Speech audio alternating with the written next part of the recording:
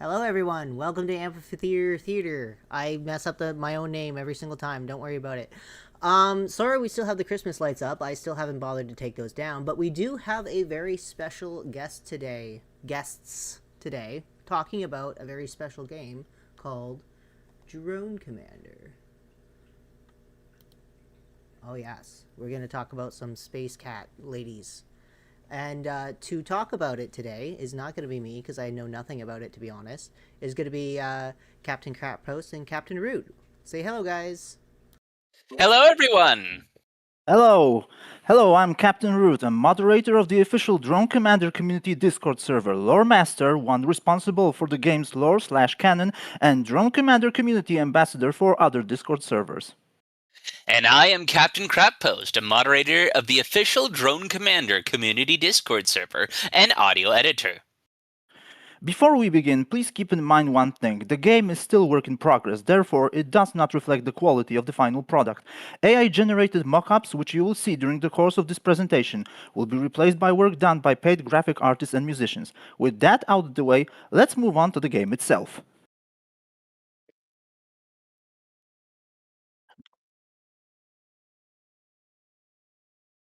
Yeah, okay. Drone Commander is a science fiction game that combines three genres: role-playing game, real-time strategy, and visual novel. In the game, you play as Straker, a young IT worker who can't boast of a successful life. His job, although intellectual, pays him the minimum wage. He is unsuccessful in matters of the heart, and to make matters worse, he is short, standing at only 5 feet 6 inches tall. He spends his days in the office doing work that brings him neither satisfaction nor prospects, and as a result, he spends his nights playing real-time strategy games and visual novels. He does it so much that he falls asleep at work, for which he gets a dressing down from his boss. And so another day ends, made worse by the fact that he and his coworker, Brian, the janitor, participated in speed dating, which came to nothing.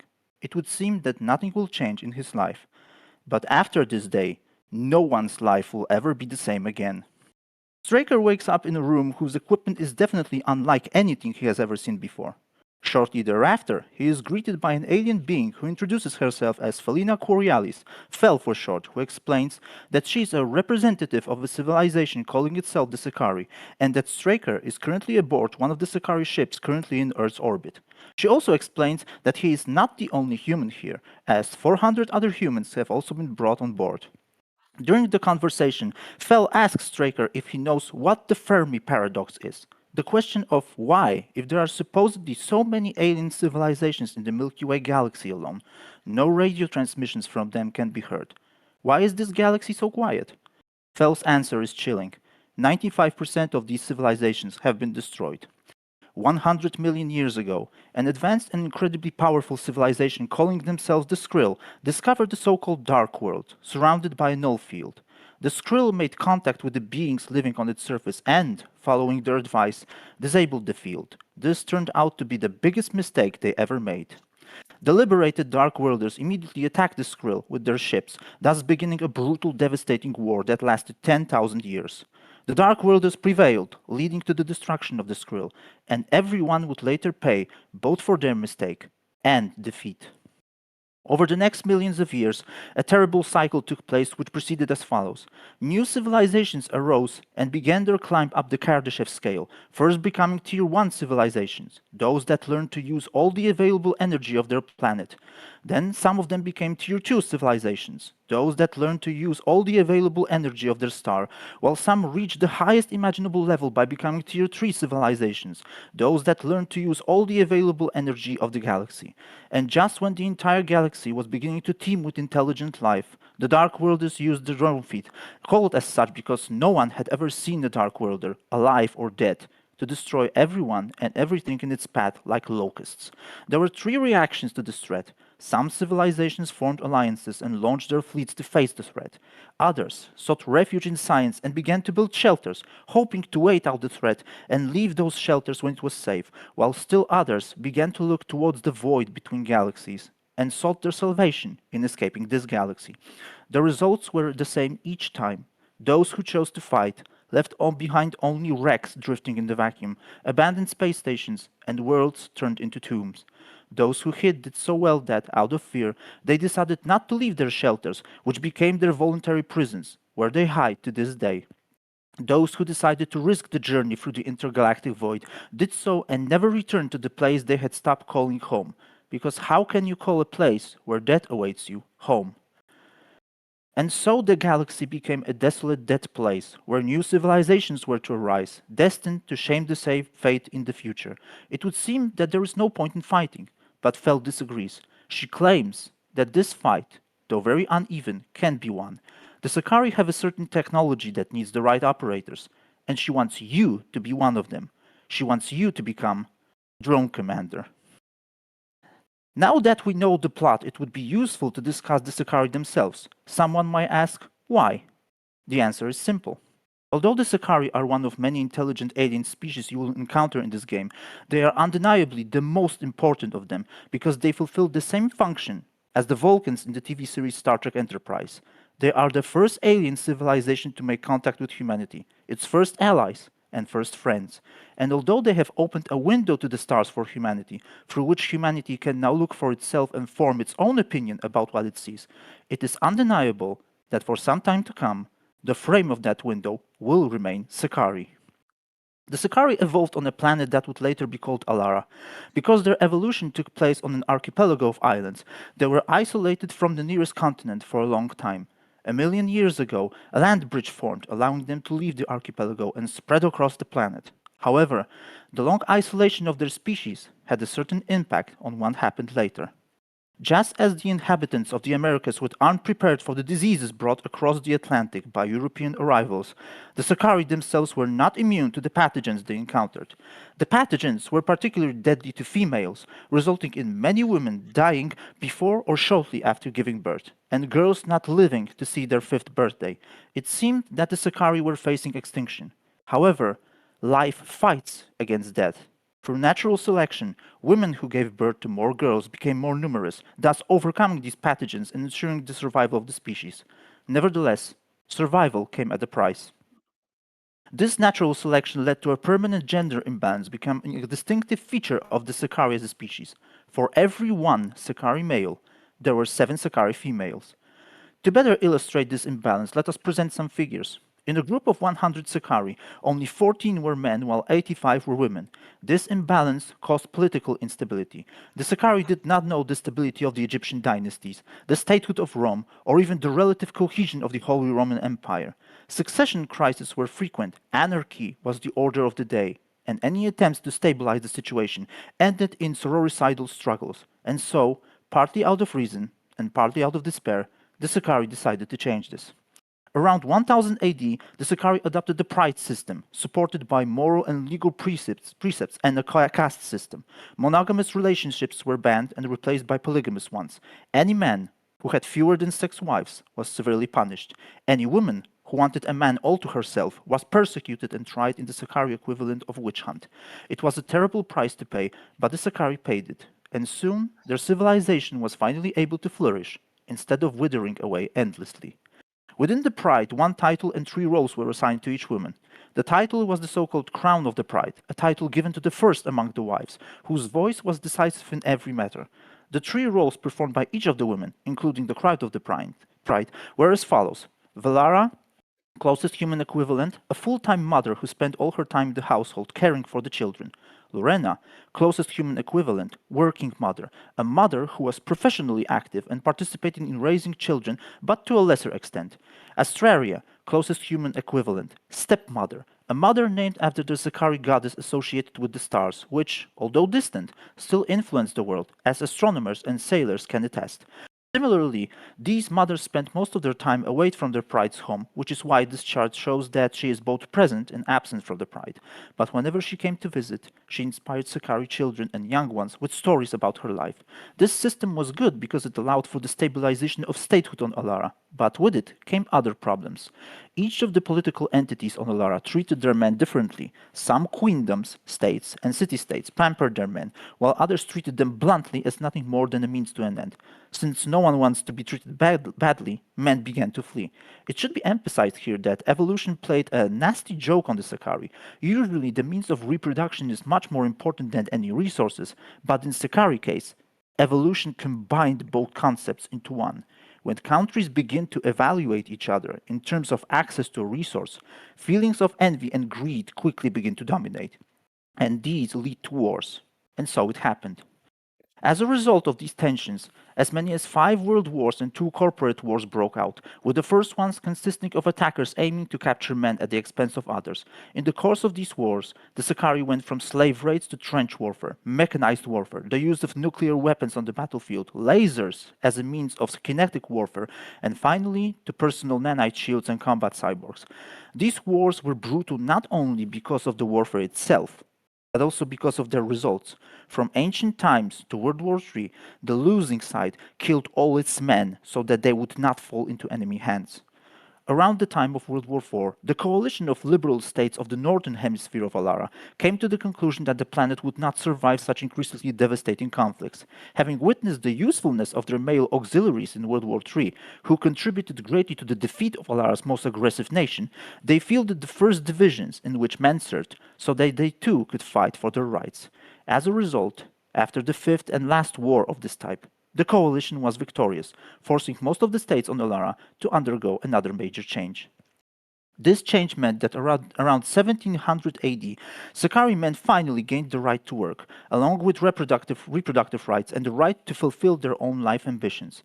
Although this was a revolutionary change, similar to the one that would take place on Earth centuries later, it did not change the fact that men were still in the minority. For example, there were workplaces where only one male welder would work. Nevertheless, these changes meant that, with their internal problems solved, the Sakari civilization could finally turn to the stars and feel their call. They quickly colonized Alara's moon, Deridana, and mastered the secrets of faster-than-light travel. However, the development associated with the possibility of living their own solar system ended when, in 1985, the Sakari learned that one of their most distant outposts had been destroyed by the drone fleet. Knowing that about them from other species they had encountered, the Sakari began to prepare for a mass evacuation, which, however, would not be able to save them all. At that time, a division took place in their society, as a result of which some of the Sakari left Alara earlier, and so a terrible rule that had been in force for 100 million years came to pass. When the drone fleet detected a civilization, it meant a death sentence. In 2024, the drone fleet arrived in the Sakari home system, broke through the defenses, and within 32 hours murdered billions of Sakari, turning Alara into the tomb world, and Deridana along with it. The surviving Sakari, for whom there was room on the evacuation ships, began their exodus and escape from the drone fleet. 15 ships constituting part of the Vanguard fleet gathered less than 1.1 million Sakari, approximately 70,000 per ship. It would seem that this was the end, because what else could be done in the face of a threat from which there was only escape and nowhere to settle for long? But as mentioned earlier, life fights against death. So even in this dramatic situation, there were those among the Sakari who refused to give up and decided to look for a way to fight the drone fleet, including potential allies. While traveling to a certain alien civilization, the Sakari accidentally discovered another one, inhabiting the third planet of a previously unknown planetary system. After deliberation, a decision was made to change course, and thus began both the journey and the preparations for first contact, which were to take a little over 9 months. In 2029, the Vanguard reached its destination. You already know the rest of the story, so it's time to meet some Sakari. However, before we do that, there is one very important fact that needs to be mentioned. The Sakari are over 7 feet tall on average. Their height generally ranges from 6 feet 11 inches to 8 feet 6 inches. Very few Sakari are short. To illustrate this better, take a look at the difference in height between the protagonist, Straker, who is 5 feet 6 inches tall, and the first Sakari woman he meets, Fel, who is 7 feet 6 inches tall. It should also be mentioned that Sakari are 1.5 to 2 times stronger than humans, so lifting an adult human is no problem for them. Here we have an example in the form of the aforementioned Brian, Straker's colleague from work, who is also 5 feet 6 inches tall. Over to you, Captain Crappost. Alright, now we know more about the Sakari, let's move on to discussing their factions. The first is the Vanguard, an evacuation fleet that left Alara second. It is based on the ideals such as freedom, and respect for the rights of others, and diplomatic dispute resolution. Thus, its approach to fighting the drone fleet resembles that of Starfleet from Star Trek, or the Colonial Fleet from Battlestar Galactica. Our overview of the Sakari from the Vanguard is best started with the 3 Sakari women you will meet at the very beginning: Felina Coriolis, Kira Viathorn, and Tabby Farstone. Felina Coriolis, Fel for short, is a combat specialist and Tier 1 operator. Standing at 7 feet 6 inches tall, Fel is at the heart of the initiative to find a way to defeat the drone fleet, including allies. Despite the fact that she does not hold one of the highest positions in the Vanguard hierarchy, her idealism, talent for persuading others, and the example she set has won her many allies, who share her vision and thus have an influence on the fleet. Nevertheless, even such a noble figure has a few flaws in her image. She is said to have outbursts of anger, which resulted in the suspension of her license as a Tier 1 operator. What could be behind this, and will it affect her future? Perhaps you will shape the answer to that question yourself. Kira Viathorn, Science Officer, height 7 feet 9 inches. To say that Kira is a genius is a massive understatement. This Sakari is the greatest genius at the Vanguard's disposal.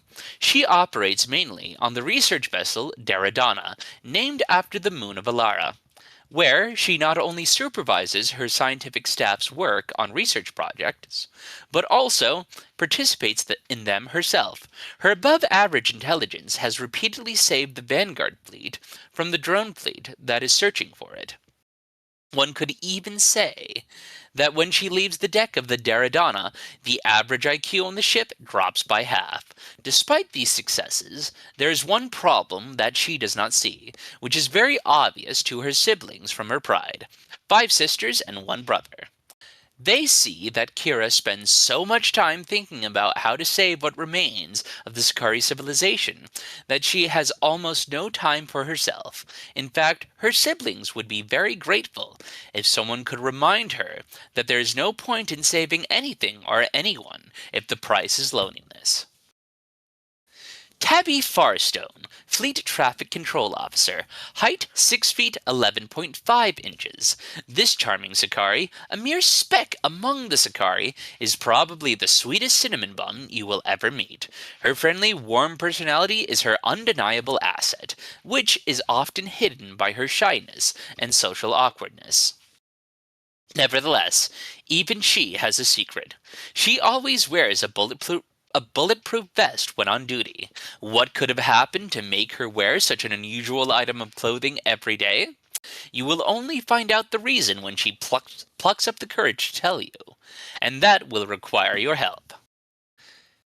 This is the person who has the final say on how the Vanguard operates: Captain Rysark, height unknown. This Sakari, operating from the command ship Frixel, is responsible for the fate of the remaining million Sakari, and the weight of this responsibility rests on his shoulders, and does not allow him to forget about it. Therefore, he expects his orders to be carried out without objection or discussion. He views Fel's efforts to win humanity as an ally in the fight against the drone fleet as a little social experiment he can end with a single order. Those of you who are attentive have probably asked yourself one fundamental question: if he commands the Frixel, why is he only a captain and not an admiral? Let me ask you this question: where is the admiral? The next person is someone you better watch out for: Snep de Grand, Chief of Security on the Frixel, height 7 feet 6 inches. This Sakari is responsible for maintaining law and order on the Frixel, and has the entire security staff at her disposal to do so. She does not tolerate brawls, riots, or any signs of chaos and anarchy, so you probably guessed that bringing 400 humans on board the ship did not meet with her approval. She is suspicious of humans, especially the protagonist, so you can be sure that your first encounter with her will not be pleasant. Those of you who know Those who know something about her past say that she was a chief investigator on Alara. Those who know even more whisper that she was once a fleet intelligence officer. What could have caused such a dramatic demotion? It is unknown, but one thing is certain: respect her authority. Otherwise, she will test all the settings of her stun baton on you. Moving on to slightly more pleasant topics, here's the girl of your dreams, literally and figuratively. Florimel Anirith, height unknown. Her profession is seer, which should be understood as a nyrotherapist. The Sakari are 300 years more advanced than humanity, so it is no surprise that they have developed methods of therapy unknown to us, including ones that involve the ability to enter patients' dreams and manipulate them to a limited extent. Despite this seemingly innocent profession, Florimel is met with distrust by other Sakari, as there are rumors circulating about her that she is actually a fleet asset, a spy who uses this technology to probe the thoughts of others and report back to Fleet Command. Are these just slanderous rumors, or is there a grain of truth to them? There's only one way to find out. The next Sakari is Krita Velisari. Senior engineer, height 7 feet 6 inches. Krita is the person you can always count on when something needs to be fixed. She is friendly and has a laid-back approach to life, which makes her easy to talk to about any topic. Her seniority means she is often asked to mediate whenever two parties cannot reach an agreement. In short, if you need someone who can fix that one thing you cared about yesterday, someone who can help you end dispute in the best possible way, or if you simply need a friend to talk to, she is the person for you. To diversify our review, let's now take a look at one of the Sakari men, Kane Varathal, drone pilot, height 7 feet 4 inches. Kane is one of the best pilots in the fleet. Together with his colleague Evakin, who is also a drone pilot, they perform maneuvers that sometimes make Fleet Command nervous, but their effectiveness has proven time and time again. If you thought of the movie Top Gun at this point, you hit the nail on the head. They are that kind of duo. When it comes to his personal life, Kane is married to 8 wives, so he can tell you from experience what it means to be a man in a pride. If you win him over with your behavior and skills, you can count on him to watch your 6 in a critical situation. Another Sakari man is Irving Virathorn. Tier 1 operator, height unknown, but weight over 450 pounds. As you may have guessed from his surname, he is Kira's brother. Irving is an unusual Sakari man because, unlike other Sakari men, he takes care of his physical fitness and never takes the easy way out, facing all kinds of physical challenges, which is unusual for a Sakari male. A human woman who behaves this way would be called a tomboy. In this case, Irving is a kind of Sakari tomgirl. Due to the aforementioned gender imbalance, the Sakari males watch out for each other, so he will be a kind of guide who will introduce you to the intricacies of Sakari male-female relationships, and give you advice on how to avoid blunders and costly mistakes. At the end of this brief overview of the characters from the Vanguard, let's take a look at one more person. This is Leora Coriolis, an employee of McMusty's fast food chain. Height unknown. In this case, you probably guessed from her surname that she is related to Fel. Leora is quite an unusual person due to the fact that she has rather nonconformist views on what is happening in the Vanguard and on the situation with the drone fleet itself, which she willingly shares, much to the dissatisfaction of the higher-ranking Sakari. This nonconformity has repeatedly led to arguments and quarrels with her famous sister. Is it also responsible for her current job? She will be happy to tell you about it, preferably over a hamburger. And with that, we have finished our review of the characters from the Vanguard, and we'll begin our review of the characters from the aforementioned faction that left Alara first, the Black Fleet. The Black Fleet operates on different principles than the Vanguard. Its philosophy is that the drone fleet is such an extreme threat that it must be fought by any means necessary, even if it means ignoring existing norms and laws. This approach results in the Black Fleet being perceived as an amoral rabble that operates in a manner similar to the Rebellion in Star Wars, a group of mercenaries. Every such group needs a leader, and in this case it is Morgan Coriolis, height 7 feet 6 inches. Yes, none other than Fell's sister. Morgan has been defying Fell since childhood. And as you can see, this tendency continues to this day, because as the leader of the Black Fleet, she uses very pragmatic methods of acquiring resources and recruits to fight the drone fleet, which other societies perceive as acts of piracy. She is tough, unyielding, and cunning, which means no matter how she and the Black Fleet are perceived, they are successful. Nevertheless, beneath this emotional armor lies a heart that has already been broken once. If you manage to gain her trust, she will tell you what caused it, and then you will understand her better. My personal favorite, the next Sakari from the Black Fleet, is Gialothra Zarlin, Gia for short, combat specialist and chief of security on the Dark Star, the tallest of the Sakari we know, standing at 8 feet 1 inch. She does not shy away from a fight. As a result, she had her nose broken 5 times, but don't let that make you think she's clumsy. She has broken other people's bones many more times, although she has an intimidating height and physique. It is only a shell hiding a sensitive soul, whose interests include drawing sketches and opera singing, reminding us that you shouldn't judge a book by its cover.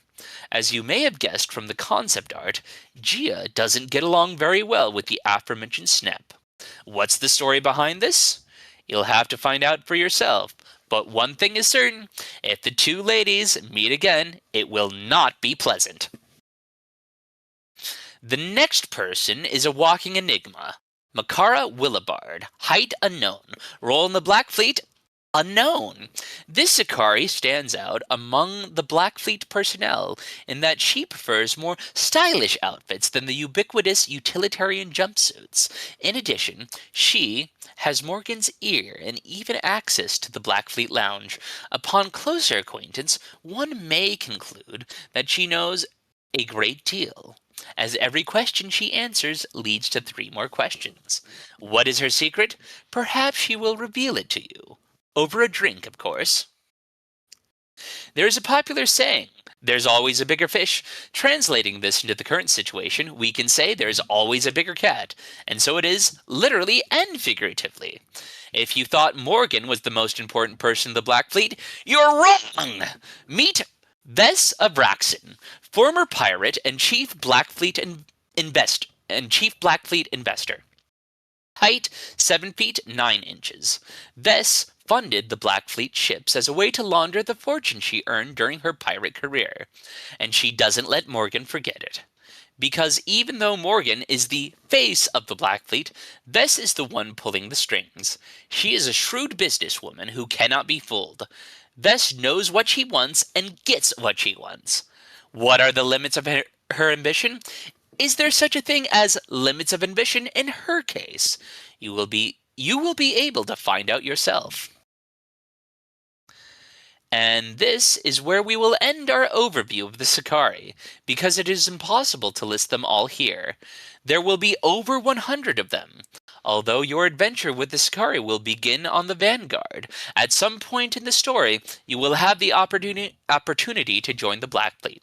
Nevertheless, it should be emphasized that regardless of whether you are convinced by the pragmatism of Morgan and the Black Fleet, or decide to remain faithful to the idealism of Bell and the Vanguard, one thing is certain: you will spend some time with them. The next item of this presentation is one of the 3 game modes, and my personal favorite, namely the RTS mode. It is quite important because in this mode you will be able to prove yourself you are fit to be a drone commander. However, before we move on to discussing this mode, it would be useful to provide some information on how the Sakari fight in space. You should know that there is not a single living person on the ships you will be commanding. The Sakari fight using drone ships, which are controlled remotely via neural tether. In the current situation, this is a very safe option because the life of every Sakari survivor of the Alara catastrophe is priceless. Plus, it avoids absurd situations familiar from TV series, movies, and games, where human resources are supposedly limited, losses are enormous, but newly built ships still somehow have full complements of crew. The drone pilot or drone commander is placed in a special pod, from which they can control the drones via the aforementioned neural tether. The pod with this person is usually located on the ship in the so-called broadcast area. The difference between a drone pilot and a drone commander is that a pilot can be placed in a fighter-sized ship or even on an asteroid and controls a small number of drone ships, while a drone commander has a large ship at her or his disposal and controls a large number of drone ships. In both cases, distance causes delays in issuing commands, so the role of the pilot/commander is to formulate a general strategy that the artificial intelligence aboard the drone ships tries to implement. This method of combat was developed by a Sakari male named Galen. He died of natural causes several decades ago, but the innovations he developed changed Sakari warfare so much that in his honor, all future drone commanders undergo this so-called Galen's Trials, a series of increasingly difficult tests to select the best candidates. The same trials await you, so let's discuss the details further. One thing must be emphasized right now. A shot does not mean a hit. I will emphasize this again. A shot does not mean a hit. In many RTS games, the developers cheat by animating a missile beam or some other projectile hitting the target regardless of what it is doing.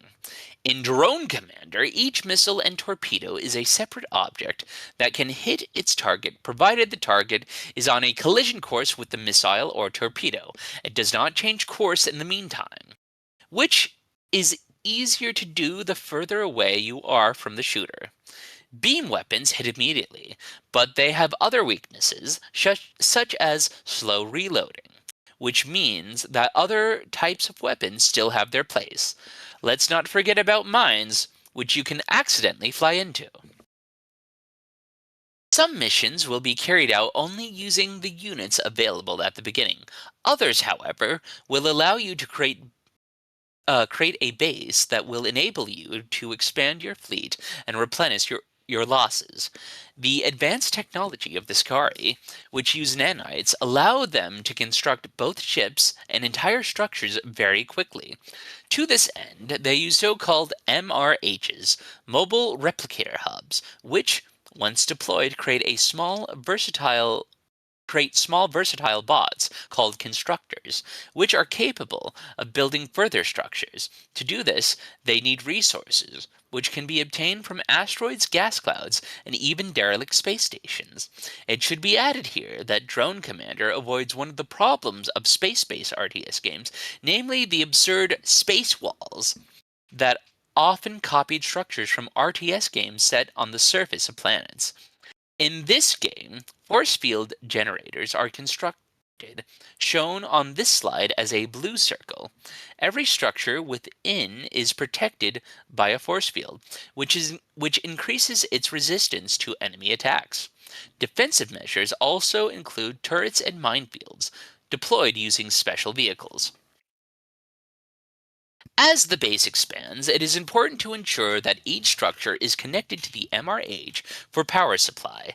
This is represented by the blue line visible on this slide. Although this requires careful placement of structures, the effort is worth it, as subsequent structures offer increasingly advanced ships, weapons, and technologies, thereby increasing your chance of victory. Let's not forget that our efforts will be commented on by characters through messages, so no matter how fierce the battle is, someone is always reminding you that even though you are not commanding manned ships, someone is still counting, or not, on your victory. And now we move on to a video of a battle. In this battle, you will be fighting as the Black Fleet against the Cathari, who are upset at Morgan because, quite frankly, she screwed them over. Command, of course. Leave it to me. Alright, we have standard RTS unit selection, a more grand view of the battlefield. I'm here, human. And now we have your base with the aforementioned shields and power grid.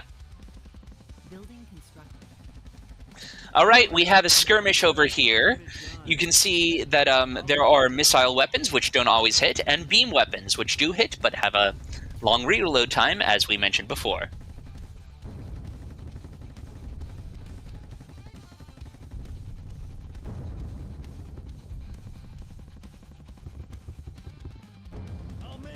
Leave it to me. Now we have this unit laying mines, which will be a bit useful later on. Problem. Unit ready. Unit ready. Unit ready. Yes, sir. Unit ready. Unit ready. Alright, now we have an engagement on the left flank. Sir, leave it to me. Unit ready. Unit ready. Unit ready. And a turret is being constructed, which will help in the engagement a bit later on. Unit I'm ready. here, human. Leave it to me. Alright, now the minefield we mentioned earlier has come into play. And it is paying dividends. Unit ready. Morrigan is Unit our ready. queen. Stealth ship reporting. Let's do that then. Time to sneak around. Unit ready. Unit ready. She wills it. It shall be done. Right. These units are a bit special because they are deploying guided missiles, which are a bit more accurate than the standard missile. Unit ready. She wills it. She wills it. It shall be done. Silent but violent. Let's do that then. She wills it. It shall be done. Let's do that then. Morrigan for Morrigan. Stealth ship. She wills it. Alright, now the turret is online and helping in the engagement on the left flank. I'm here, human. For Morrigan. I'll make her proud. Morrigan is up. I'll make her proud. Building constructed. Morrigan demands. And more guided missiles. Yes. Morrigan is. I'll make her Unit proud. ready. New reinforcements have arrived.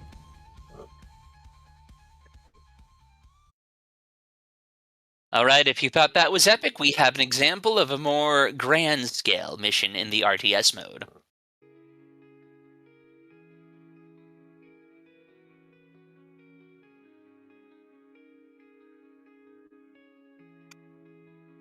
Oh, Straker. Hi, I didn't realize you had connected already.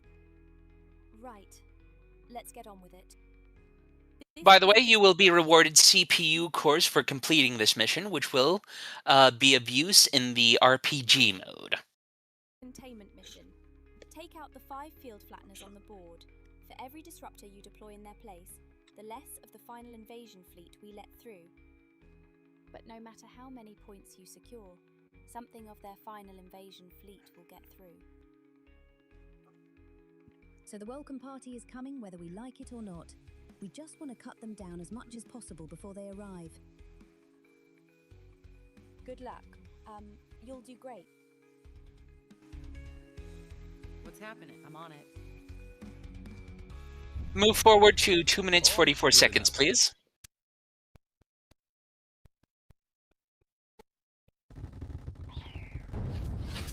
At once, sir.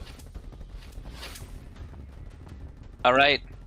So this particular track is recorded by someone who longtime fans of RTSs may be familiar with.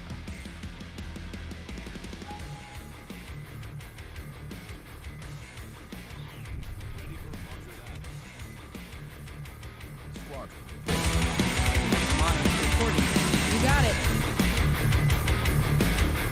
Squad, moving out. You got it. How can we at once, sir? Roger that. At once, sir. On it. You got it. On it. Roger Wilco. Reinforcements have arrived. Move forward to 5 minutes 14 seconds, please. You got it.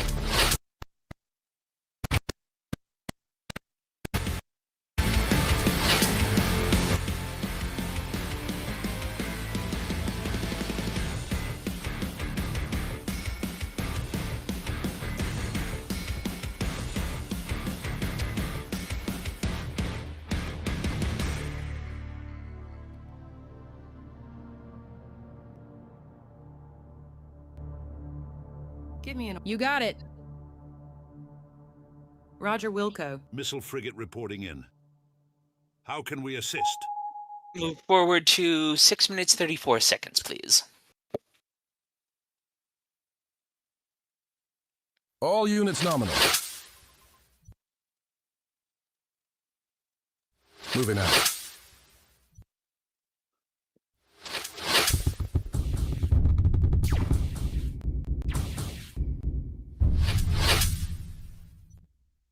Squad, you got it.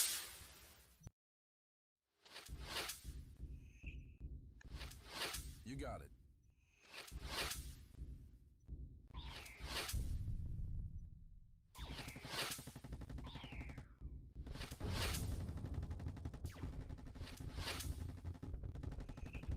So this is an example of one of the more grand scale engagements, which is possible in the RTS mode. You got it. You got it. Silent, let's do that then. All you got it.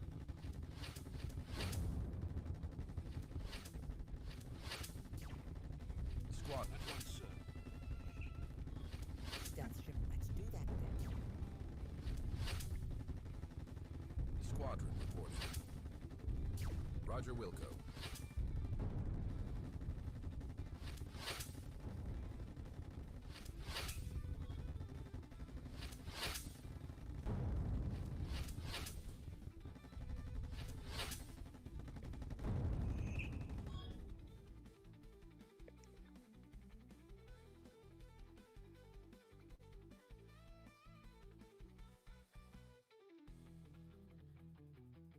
And now we completed the mission, we have those aforementioned CPU cores which will come in use a bit later.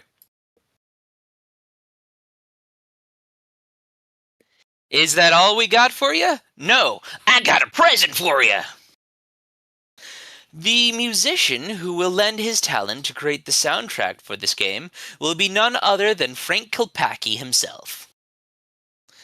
If at this point you've traveled back in time to the 1990s, and see yourself in the battles for Tiberium, or the repulsion of Soviet troops in a Europe where Hitler never existed, you're right.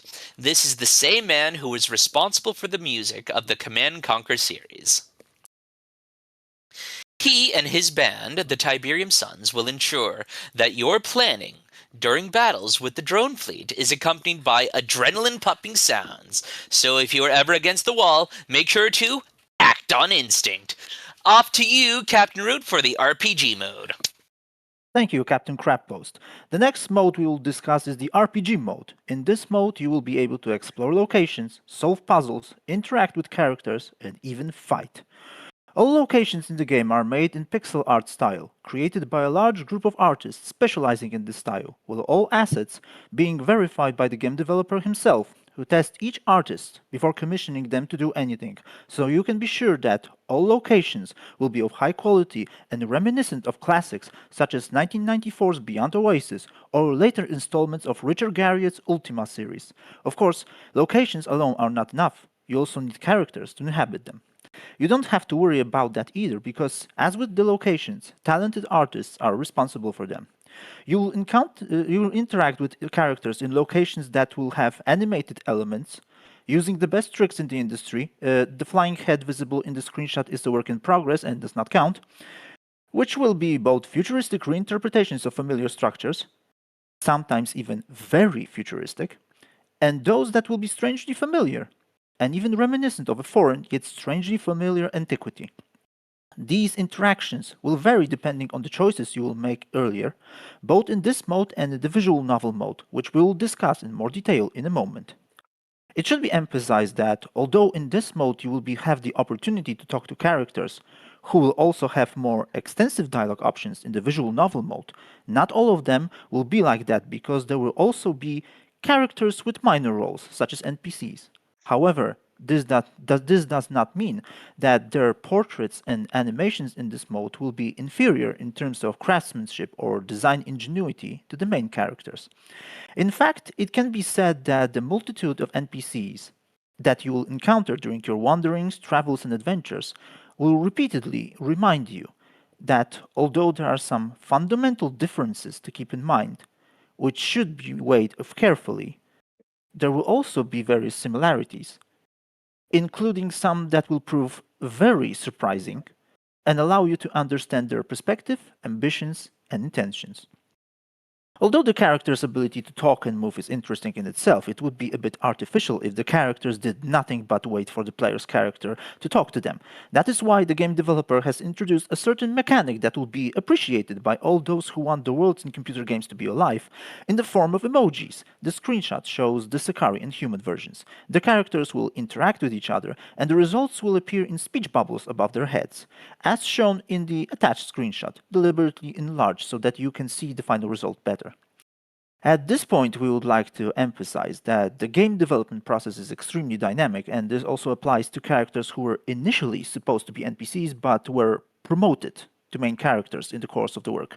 One of them is Azria, the Prime Claw, human equivalent of Major of the Sakari SWAT sisters, with whom you will be able to exchange more than a few words in the visual novel mode. Okay, enough talk, it's time for some action. You will repeatedly take part in clashes with various types of opponents aided by the lock-on mechanism, allowing you to continue firing at a specific enemy so you won't suffer from the problem of many games of this type, where you can't hit the enemy because your shots always fly in all directions, 8 directions from the player's character, while the enemies have no problem hitting you. These battles will also involve characters that you will encounter on a daily basis in calmer circumstances, like Fel, Kira, and Irvin featured on this screenshot. You will also have all kinds of aids at your disposal, from assist bots to healing drones, party buffs, and special aids and/or means of destroying the opposition. The characters on your team will also support you with their unique talents, which can significantly tip the scales of victory in your favor, even in the face of overwhelming enemy forces. You will also be kept informed about the situation on the battlefield through messages and even take control of other teams fighting in the same area as you, which will give you both more excitement and the feeling that you are part of something bigger than a common shootout. Anyway, how about a small demonstration? Okay, so in this RPG combat section that you will see Strikers Breakers engaging forces of the Dominion and Dark Worlders. For the time being, I will not explain who are Dominion, because we would want to avoid spoilers. However, if you're interested, you will be provided with appropriate YouTube links, which will explain the situation better. For now, it will suffice to say that the Dominion are lackeys of the Dark Worlders.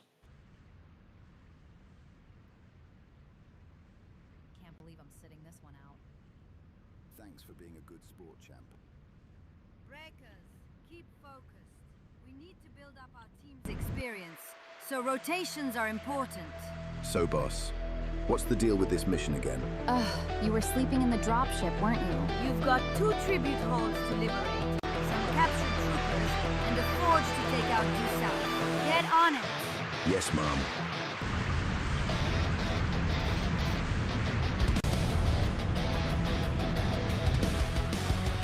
Alright, so now we have our team, which will soon engage the enemy.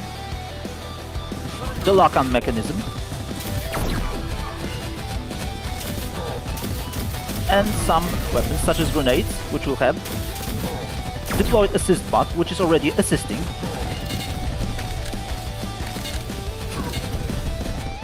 Here we see the tribute hold of the Dominion. But first it would be best to remove the opposition. Breakers, that's it. You're near a tribute hold. Bring down the defenses, and we'll send in pickup.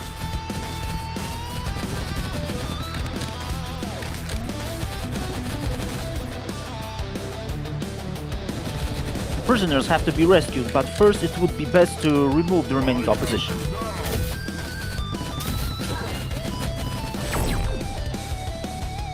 Some healing over here. And now a minigame to release the prisoners. Okay, we have the emoji over here. As you can see, they are very unhappy. Okay, the SWAT sisters are arriving by burner.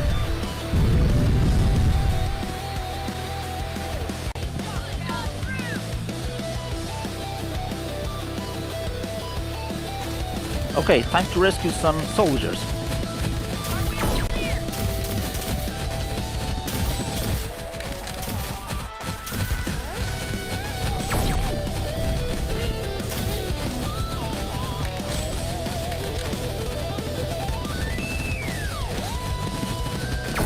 Okay, now time for some teamwork. Striker is releasing the hostage while the rest of the team protects him.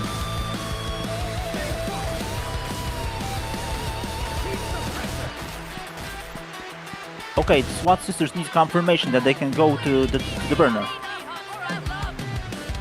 And they will escort the prisoners.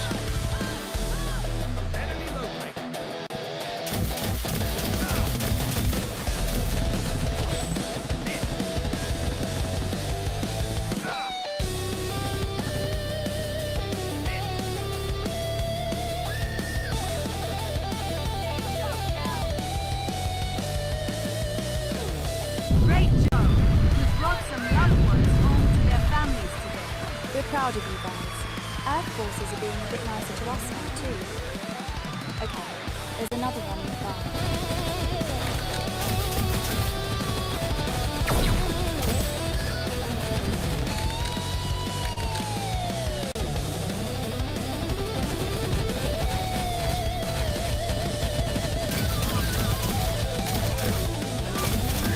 Okay, now we switch characters. Now we're playing as Fel, who has special ability of ducking by ring roll.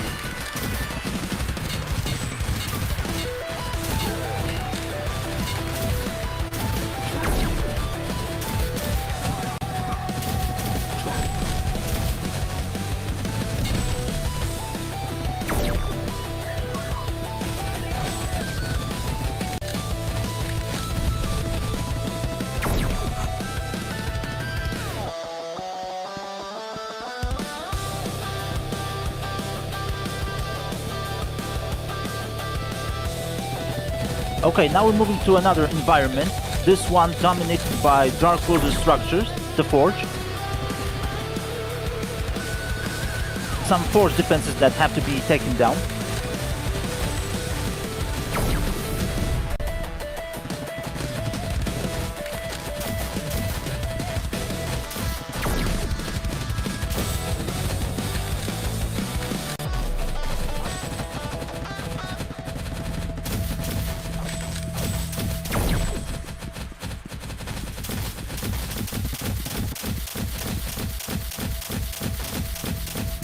Okay.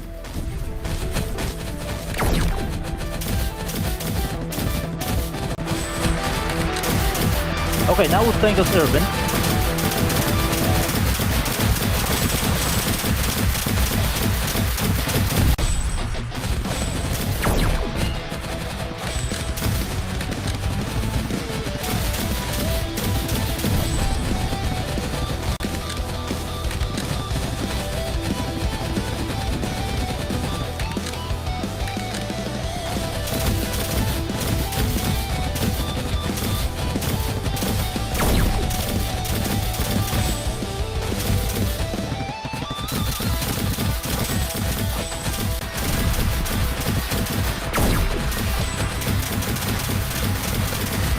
Lots of entropy spawn around here.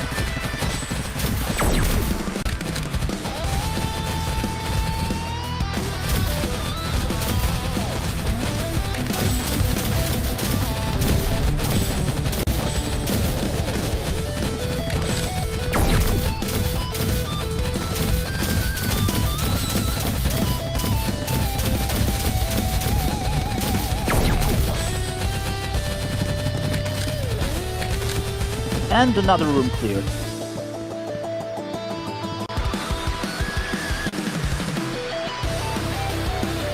Another type of minigame.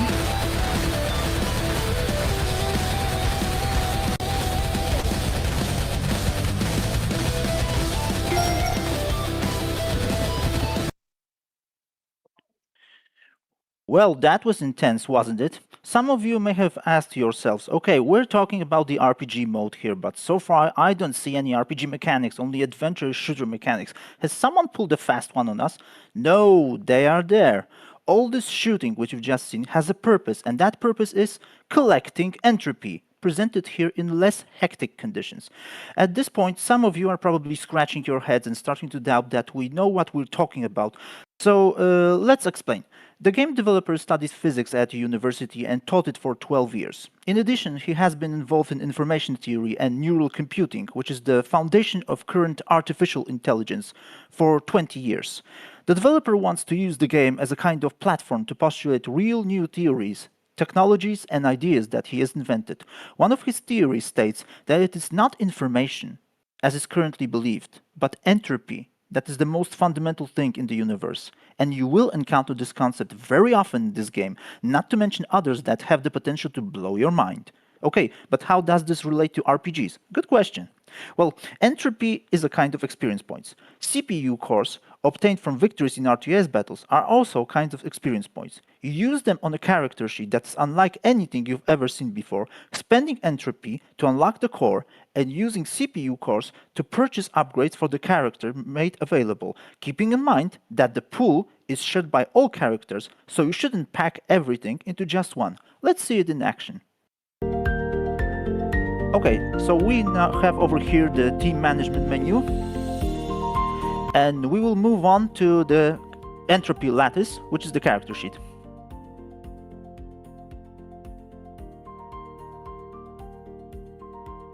So we're spending CPU cores to buy character upgrades.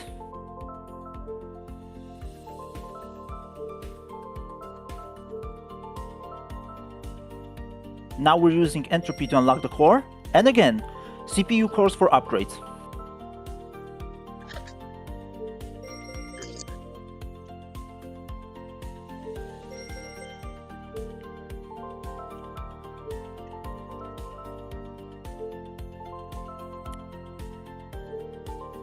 Switching now to another character.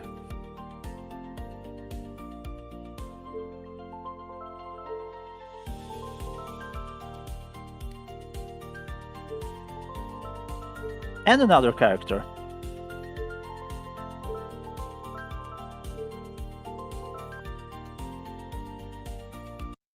Okay, let's move on to the visual novel mode. Over to you, Captain Crappost. All right. The last mode we will be discussing is the visual novel mode.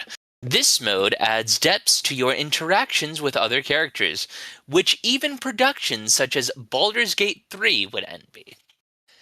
We have already... Hold on. We have already seen pixel art characters in the RPG mode, but this is not their default appearance in the visual novel mode. Let's switch to a higher resolution.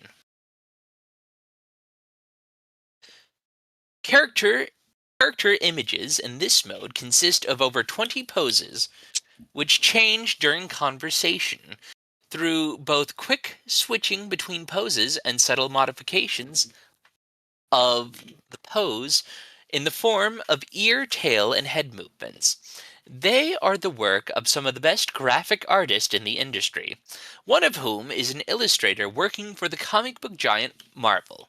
I am talking about the graphic artist responsible for both Snep, the second character from the right, as well as Morgan, shown here.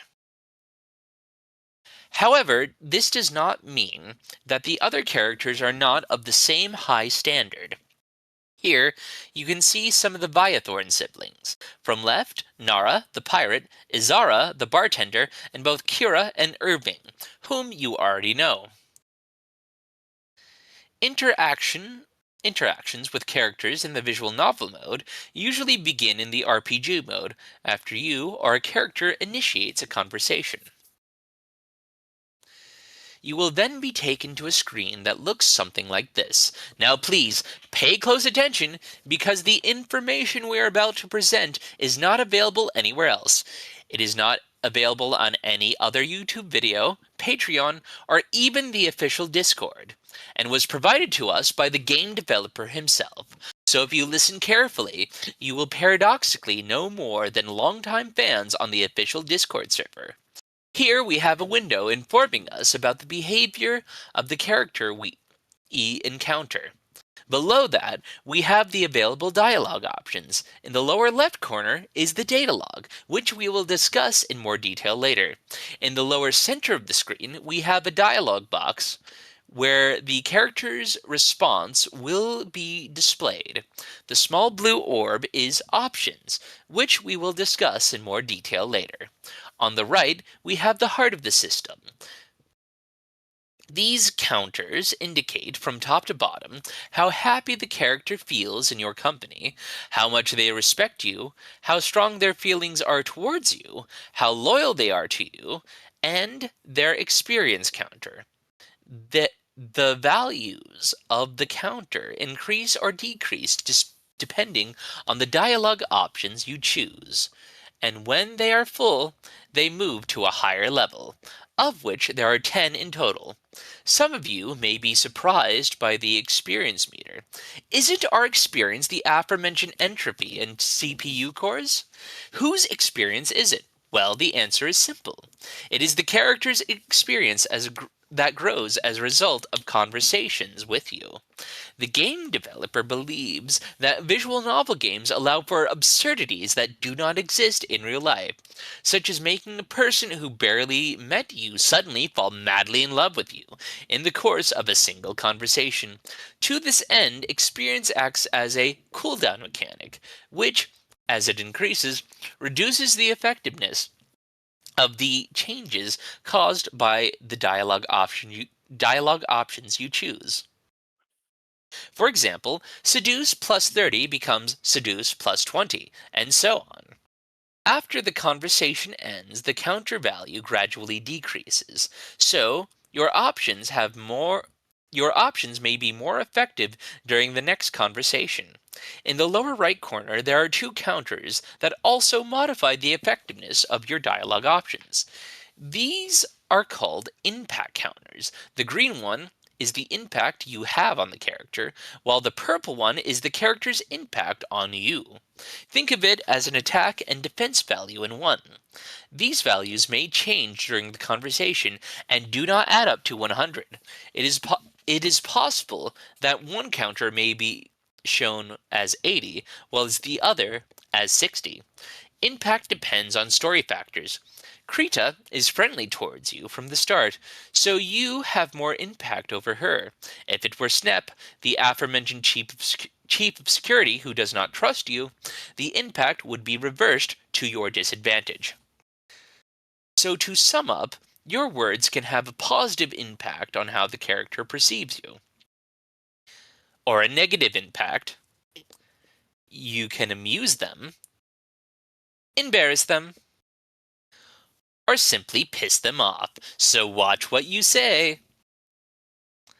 Another thing to watch out for is the red orb visible on the screen. The game developer doesn't like the fact that people click through conversations in visual novels, so in order to increase player engagement and reward their attention, he introduced a mechanic whereby the aforementioned orb will appear for a short period of time during conversation. If you manage to click on it and hold down the mouse button until the bar in the upper left corner is filled,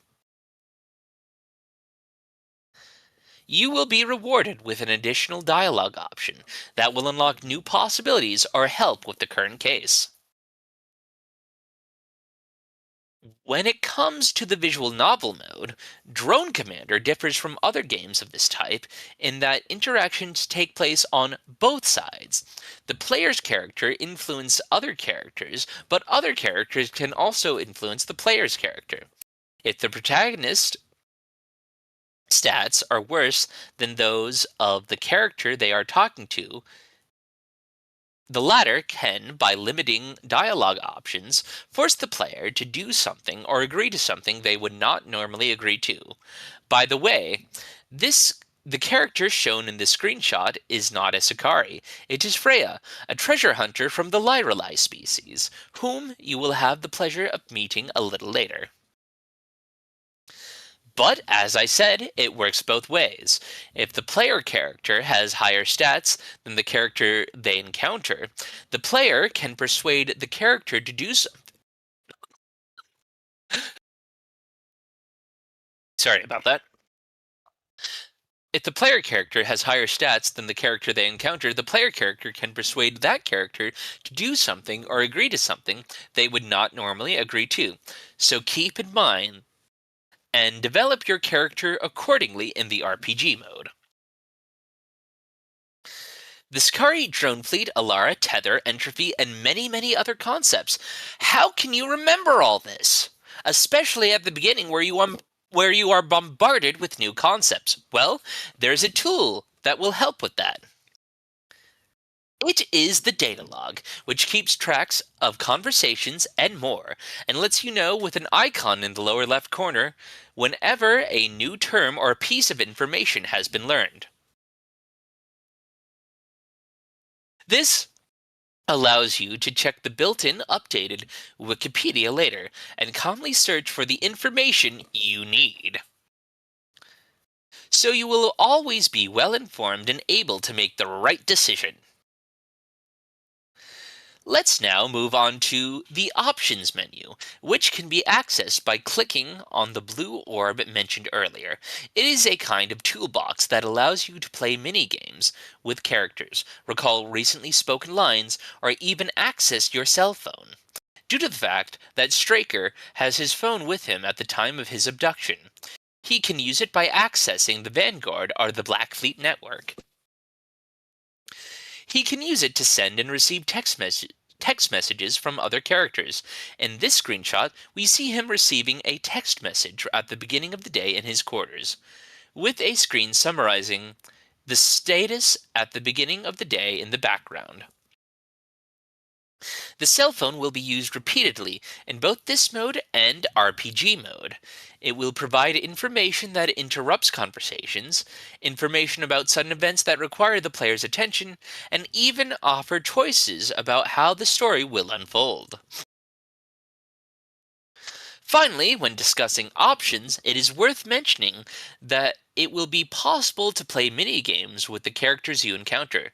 So far, the game developer has shown one of them, the Phoenix Fold card game. But there will definitely be more, and through them you will be able to win rewards that can be used during the game.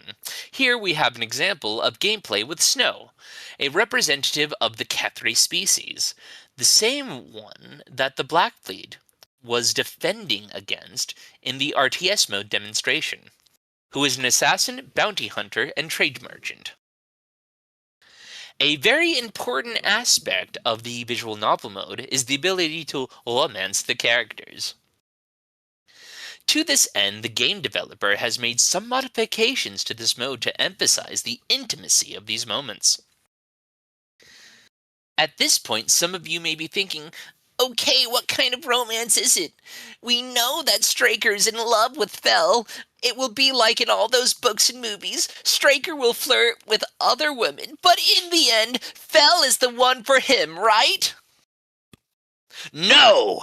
As you already know, Drone Commander is a game, not a book or a movie, so the scenario is not predetermined, but depends on your choices. Let's imagine the following scenario. You shower Kira with compliments, go on dates with her, respond immediately to every message she sends to your cell phone. In other words, you make her feel special. The result is easy to predict. Let's consider another scenario. Maybe it's Tabby who stole your heart. Maybe it's her innocence that makes your heart beat faster. In this case, the result is also obvious. And the game takes into account even the most unusual of choices. That can occur.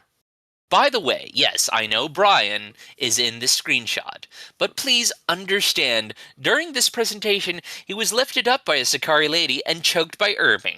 So let's give him a moment of peace now. At some point in your relationship with someone, you will have to clearly define whether the relationship is serious. In this game, this is referred to as commitment and has far-reaching consequences. Every time you have to make a decision that could radically change your relationship with the characters, you will receive an appropriate warning. At this point, it is worth mentioning one thing related to Sakari and other species. Some characters tolerate being in a polygamous relationship, while others do not recognize anything other than a monogamous relationship. In the case of the Sakari, this issue is very important. Sakari characters who desire a monogamous relationship pay a very high price for it. In the future, they will not be able to hold government positions because in their culture, monogamous relationships, although not persecuted and suppressed as they were thousands of years ago, are nevertheless considered a sign of elitism and selfishness. Thus, such a character will expect fidelity in return for what they have sacrificed. But if you try, and let the character know you are worth trusting, then you can be sure that you will be rewarded for your loyalty. Nevertheless, you must be on your guard, because temptation will lurk at every turn. And it will put your previous promises to a severe test, so do not be too hasty in your decisions, because they can have far-reaching consequences. Off to you, Captain Root, to close this out. Thank you, Captain Crappost. Now that we have discussed all three modes separately, it would be useful to discuss how Drone Commander works when they all work together and on what planes it operates. The most important thing to remember when discussing this game is that one mode flows smoothly into another. None of them function separately. Imagine the following situation. You start your day in the RPG mode and suddenly receive a notification on your cell phone that a space battle is about to take place. After a short conversation with the character in the visual novel mode, you take command of the drones and play out the battle in the RTS mode. During the RTS battle, there is an attempt to take control of an abandoned space station, and you take control of the team in the RPG mode in order to drive away the enemies. After the battle, you have a long conversation with the character in the visual novel mode about celebrating the victory. Then you get to see the celebration in the RPG mode, and so on and so forth. Or while fighting on the planet's surface in RPG mode, you receive a notification that there is an opportunity to weaken the enemy forces in orbit, as a result of which you briefly take control of the allied forces in the RTS mode, and depending on how you did, you get an adequate amount of and type of support, after which you continue the attack in the RPG mode until you force the enemy commander to surrender, which takes place in the visual novel mode. You can see for yourselves how closely these three modes are intertwined. In fact, they are so closely intertwined that I will paraphrase a quote from Dr. Anorax, the villain from the classic Star Trek Voyager episode Year of Hell. RTS mode, RPG mode, and visual novel mode. They exist as one. They breathe together. We still need to discuss one more issue, namely how Drone Commander operates on three planes. Mechanics are important, but they also need support so that the game can tell an intriguing story.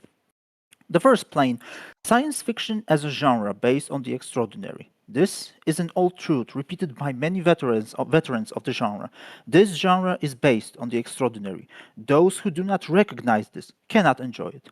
In many cases, the extraordinary is dosed out gradually so that we, as viewers, have time to get used to it, only to be amazed again later. In many series such as Star Trek, Babylon 5, Farscape, or Stargate, this function is usually performed by alien crew members of spaceships, space stations, and teams who, by being friends with humans, become acquaintances who, from time to time, through the uniqueness of their origins manifested in their behavior, culture, or abilities, remind both the humans in this series and us, the viewers, that the universe is full of the extraordinary, to which we are not yet accustomed. An example of this in Drone Commander is the scene with the aforementioned bartender Isara, who, when serving us a drink, has her claws extended, reminding us that she is a Sakari. In the Sakari supermarket on board the Frixel, many items and even the layout of the store shelves resemble what we know from everyday life, but after a moment, a holographic sign warning that the floor is slippery after cleaning reminds us that this is not the case. And let's not forget the interesting Sakari reinterpretation of classic Earth fast food available at McMusty's in the form of a cinnamon burger. The second plane on which Drone Commander operates is science fiction as a social allegory. The earliest works of science fiction used alien societies as allegories for possible directions of social development under certain circumstances. The central question has always been, how would we, as humanity, behave in a similar situation? The same? Better? Worse? One possible difference is the issue of gender and the roles and expectations placed on them, as discussed, for example, in Philip José Farmer's 1952 novelette The Lovers, and by Ursula Le Guin's novel The Left Hand of Darkness from 1969, and in comedies and films such as The Polish Sex Mission by Juliusz Machulski from 1983, and the American What Planet Are You From by Mike Nichols from 2000. The most obvious example in Drone Commander are the Sakari themselves, and the differences between them and humans caused by gender imbalance. The consequences of this imbalance, which reveal themselves in more or less expected moments, challenge our notions of what we consider normal, and force us to rethink what we take for granted, thus proving that Drone Commander has a depth in this respect that is no less than that of its literary and cinematic predecessors. The last plane on which Drone Commander operates is furry as a collection of archetypes, a method of communication, defamiliarization. There is no denying that Drone Commander is a furry game. The question is, how does it function as a furry game, which is of relevance for those among our audience who are not necessarily furries. First of all, archetypes are not archetypes without reason. Take, for example, the Czech coat of arms. One of two animals visible on it is a lion. How is it that a European country that has no access to the sea and has never had colonies has an animal associated with Africa in its coat of arms? The answer is simple. It adopted this archetype through contact with other monarchies that recognized it as such, thereby mediating its propagation. Aesop's classic fables, such as the one about the fox and the raven, also use archetypes in the content that were established before them and perpetuate them themselves. Let's not forget about our language. After all, we say hungry as a wolf or wolfish appetite every day, don't we? The conclusion is simple. An archetype can be accepted, an archetype can be questioned, but it cannot be ignored. Secondly, animal motifs are very often used to convey a message or content, from the simplest messages equating predators with aggression visible on military vehicles, to the building of a quasi-tribal community around a symbol that creates a community for the duration of shared sporting events, to products designed to ensure better well-being and success in intimate matters. These motifs are used because they have repeatedly proven their effectiveness. Thirdly and finally, furry itself is defamiliarization. This term is not widely known, so an explanation is needed. At the beginning of the 20th century, Russian art theorist Viktor Borisovich Shklovsky coined the term defamiliarization. According to him, the function of art is to distort the perception of the object it represents in order to make it unfamiliar to the viewer, allowing them to rediscover it. There are many examples of this, but let's take these three. Luna Moonbeam, the protagonist of the online series from the YouTube channel Nat Vakten Photography, a barista wolfess looking for love in the big city. The manga Cat Shit 1, which depicts the Vietnam War as a struggle between American rabbit soldiers fighting the cat Viet Cong. And finally, Art Spiegelman's sad graphic novel Mouse, which depicts the Holocaust by portraying Jews as mice and Germans as cats. To fully understand the purpose of this anthropomorphism, let me rephrase a passage from the Star Trek The Next Generation role-playing game core rulebook published by Last Unicorn Games in 1998. One of the chapters dealt with the axioms of Star Trek, the foundations that make up its identity. One of these axioms, triumph of the human spirit, is defined as the fact that in Star Trek, there is no problem that the human spirit cannot overcome, as long as it has little will, skill, and emotional understanding. At the same time, the same axiom states that the human spirit does not necessarily have to be represented by humans. It can also be represented by representatives of alien species. And thus we return to our defamiliarization in the context of that which is furry. If we look at these characters, ignore the tail and the fur, stop paying attention to the ears and snout, and then look into those eyes, we will find something familiar in them. We will find ourselves. And then we are able to rediscover ourselves. And so we have arrived at the final part of this presentation. We would like to thank you for your attention and patience. We are sure you have many questions. We are aware of that, and thus we will now proceed to the Q&A part of this presentation. And in the meantime, we will be distributing social media links to those interested in following the development of the game and even joining our official Discord server, plus YouTube links featuring segments of the game in chronological order for your later viewing. And now, without further ado, please greet our special guest, game developer himself, Adam McMunchy, aka McMusty. Wow, what an introduction. Thank you very, very much. This is an absolutely amazing, amazing showcase. You guys did fantastic. I'm a little bit overwhelmed. Okay, so I think, yeah, I mean, we'll see if questions come in on the channel. I did announce it a little bit late once it was halfway through. So, yeah, I mean, also, I guess, questions open to anybody on the Discord as well. So, yeah, just open to you guys. But in the meantime, I can sort of talk about some of the things we covered. I think the first major thing would be to say that a lot of what's being presented is still in a kind of stage of development. So a lot of that's going to improve hugely. With the so we've got Frank Klepacki, one of his tracks. The for the Tiberian Sons, I'm in conversations right now. I just haven't engaged them yet for a specific track, so we will see about that one. So just to be sure, there for the moment there's not a track, but there is likely going to be one. I mean, we've just got to. We're still. I would say I'm still.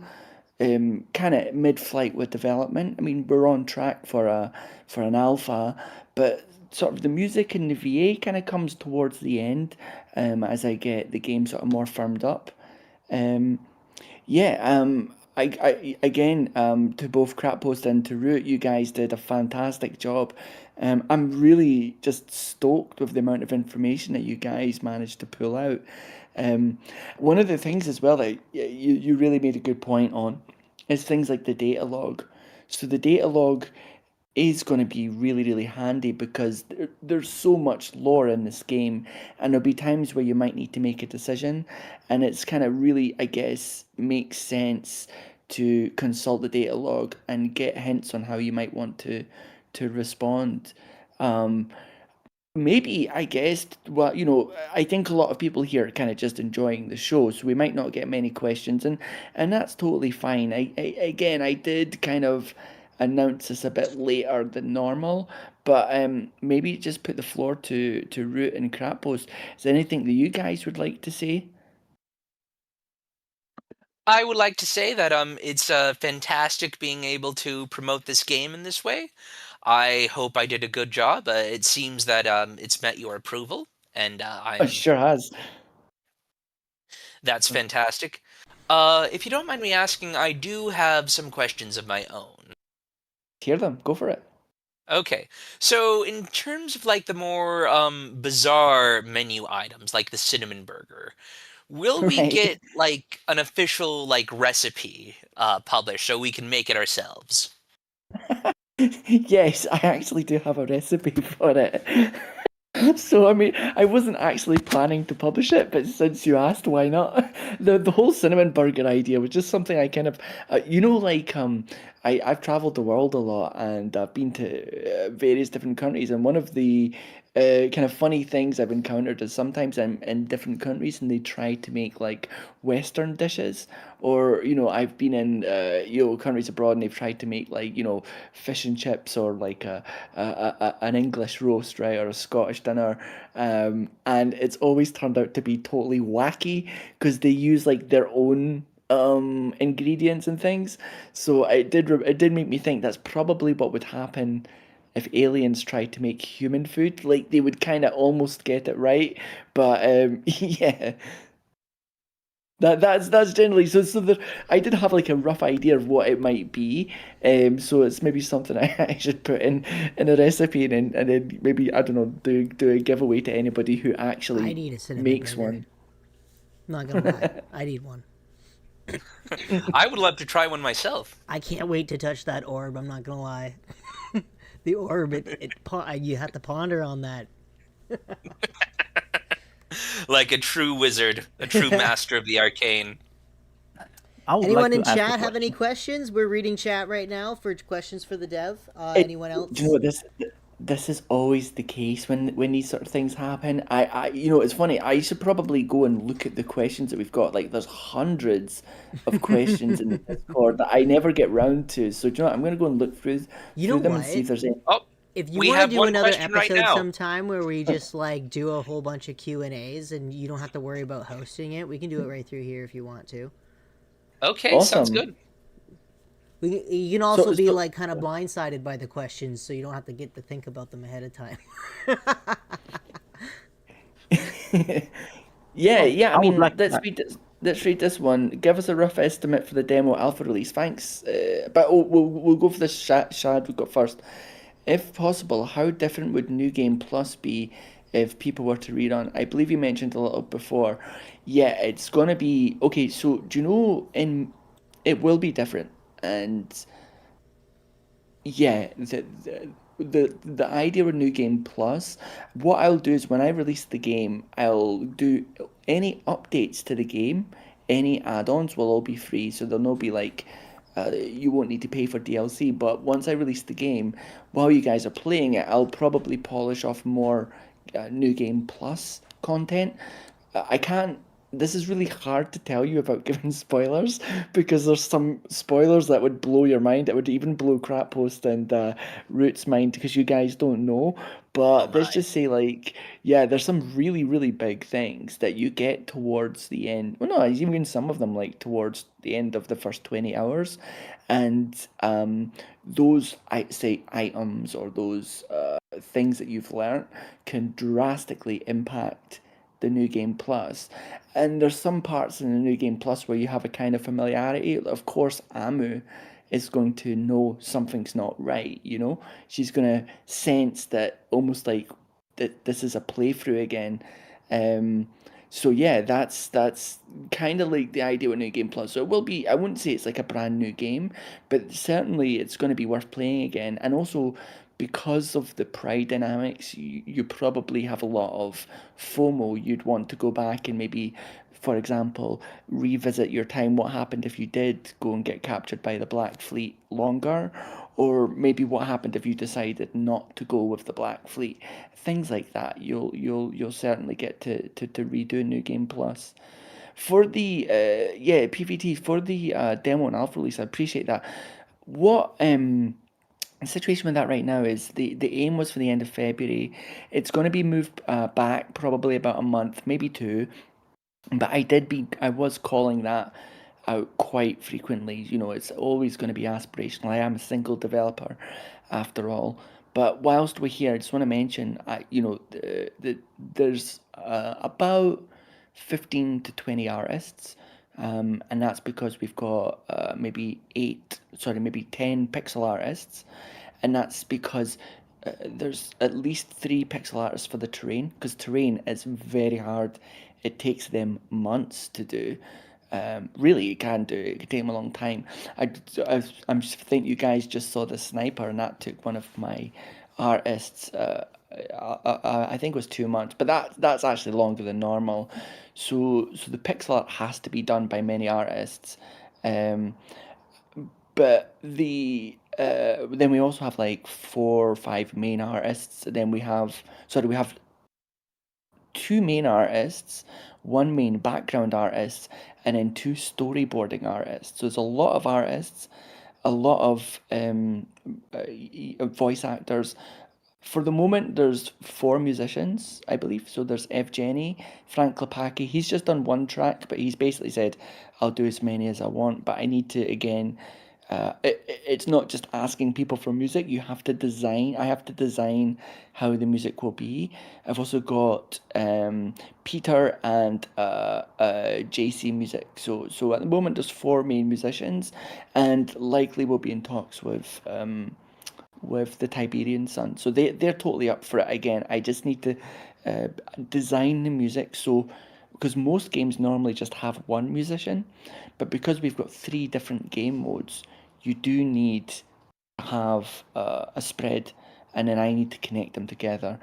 So the physical is aspirational. So as somebody's asked, Gacon has asked if a physical copy is on the table. It's certainly something I'm looking into. I'm looking into the media, and I can't give away who I'm in discussions with just now. But yes, I'm definitely looking into it. I would like, if possible, to do some kind of physical USB. So because discs are, it's not like if you've got a laptop, then you wouldn't be able to install it with a disc. So I like the idea of having discs and USBs.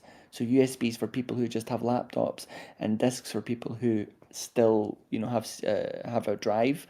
But then that would go to the next question, which I also see in the question chat here, which is, will Drone Commander be on console?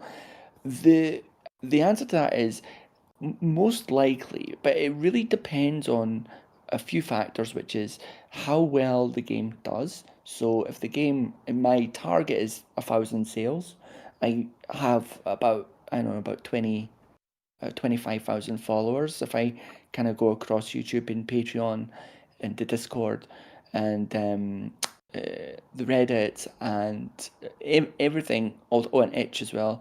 If I go across all of those, it's roughly about 25,000 people. So that's we call it a conversion if you into marketing and sales. So it's like a really modest conversion. I've done a lot of analytics, and I think that's quite easily doable. It's not from a money point of view.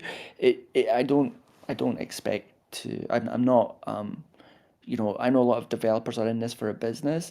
I don't really care, to be honest, how much money the game makes. What I care about is if I get my own personal target is 1,000 people to play the game.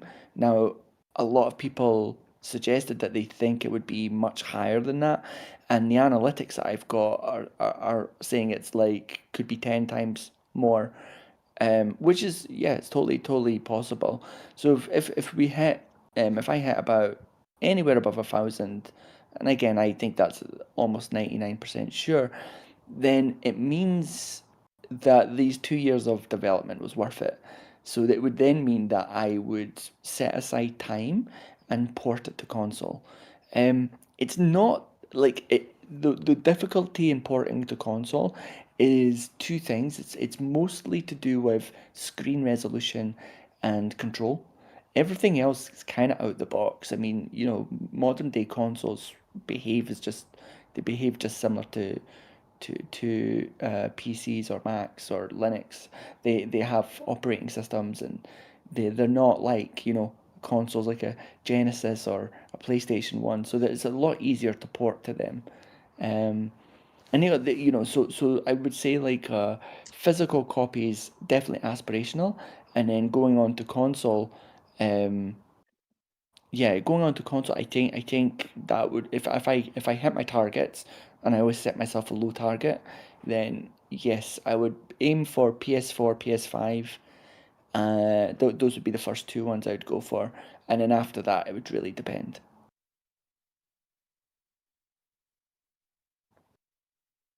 Yeah. I would like to say something, if I may. Please go for it. I would like to say that cooperating with you on this game. It has been a true privilege up to this point, and I hope also beyond, because it is very rare that a new franchise has such a great depth from the beginning. One which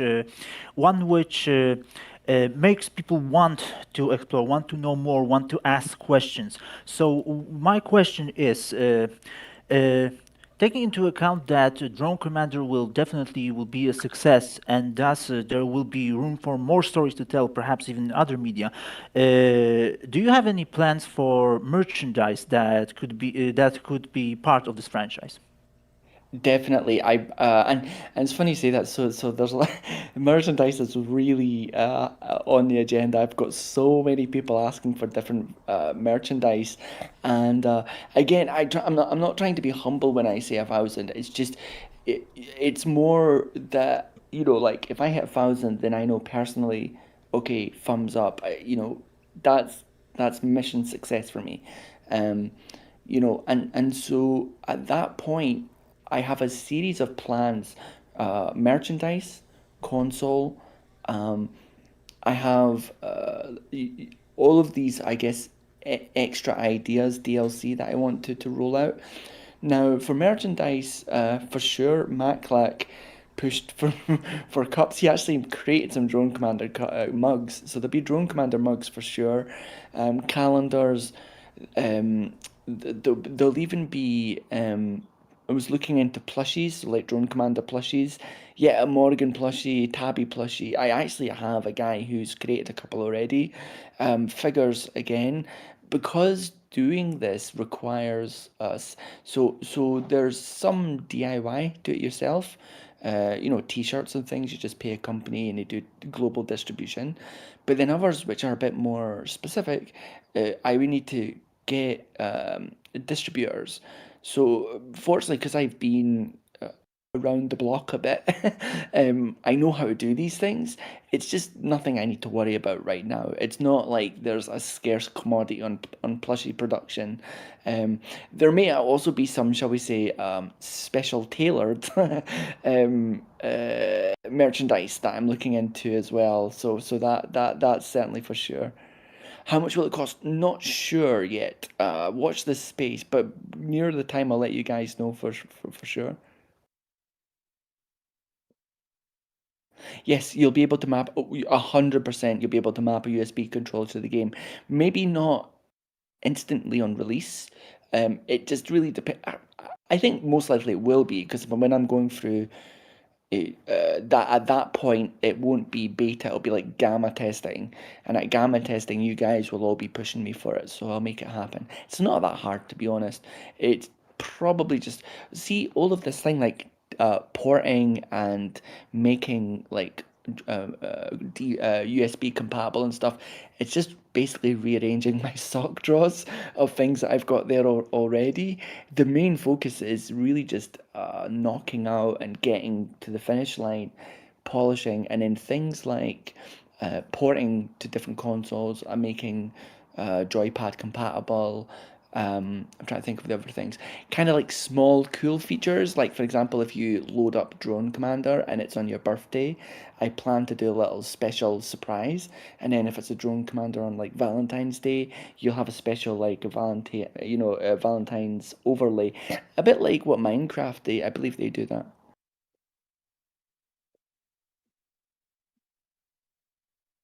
Oh, What's the by most the what? Oh, sorry. Yeah, do you want me to read this question, or do you want to go for it? you go ahead and read the question. It's Okay, so it says, by Tas633.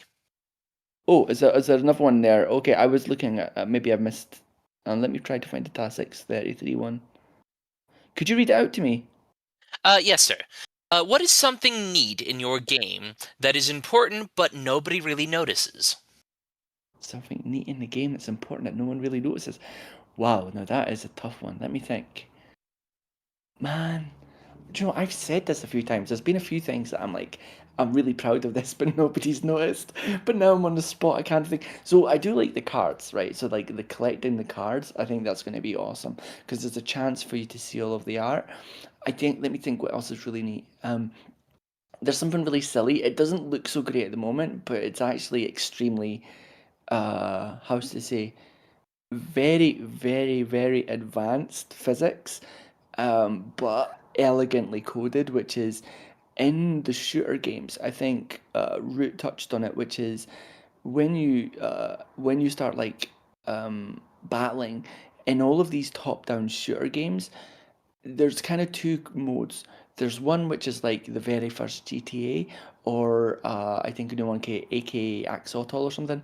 Your character can turn 360 degrees.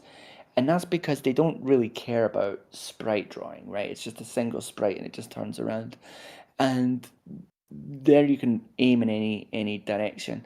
But those kind of games, they're never designed to be taken that seriously because you can't see the characters. They're just top downs, they're just heads. Battle Bros is another example. Kick-Ass Commandos. Then there's other types of games.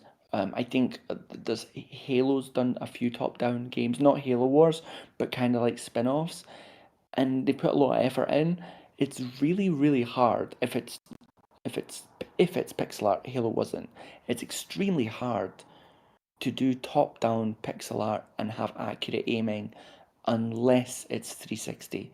So what it's really hard to explain because nobody's done it before except me, which is if you think about it, I mean, I would have to share screen, but if you think about it, if you look at like say Zelda, like classic Zelda, you don't see classic Zelda shoot 'em up style games. So so the Zelda perspective or the Pokemon perspective is called a 3/4 perspective. And what it means is you see 3/4 of the character's body. It's almost like you're flying over from a helicopter, but you're not directly above them. You're at an angle. And these are the games which are most expressive in of showing the characters. But there's never done shoot 'em ups because it would be insane amount of drawing, right? Like if you know, even an average game will draw a character in 4 directions, like Beyond Oasis. That's not average, but like a typical game is for, you know, north, south, east, west, and your character can run north, south, east, and west. And then whenever they run in the diagonals, you don't really notice because they're just running north or south. Then you could also have 8 directions for the diagonals. So even with 8 directions, how do you shoot somebody that's in between those 2 directions? Maybe that's how I should explain it.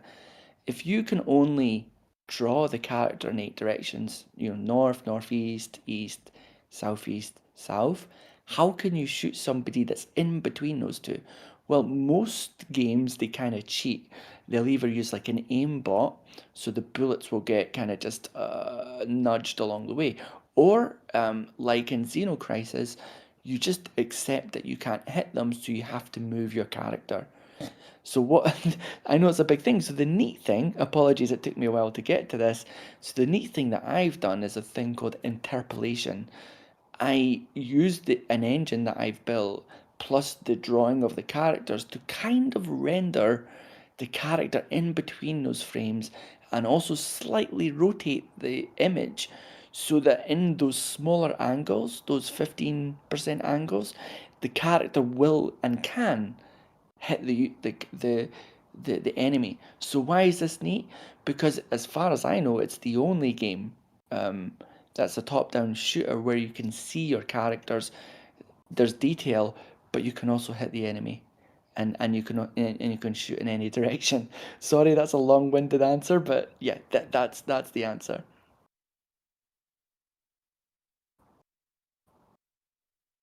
Okay, I'm going to look at this one. During the development, what is the most surprising thing that would have been considered a non-issue, but was proven otherwise? If something like that did happen, oh, let me read this again.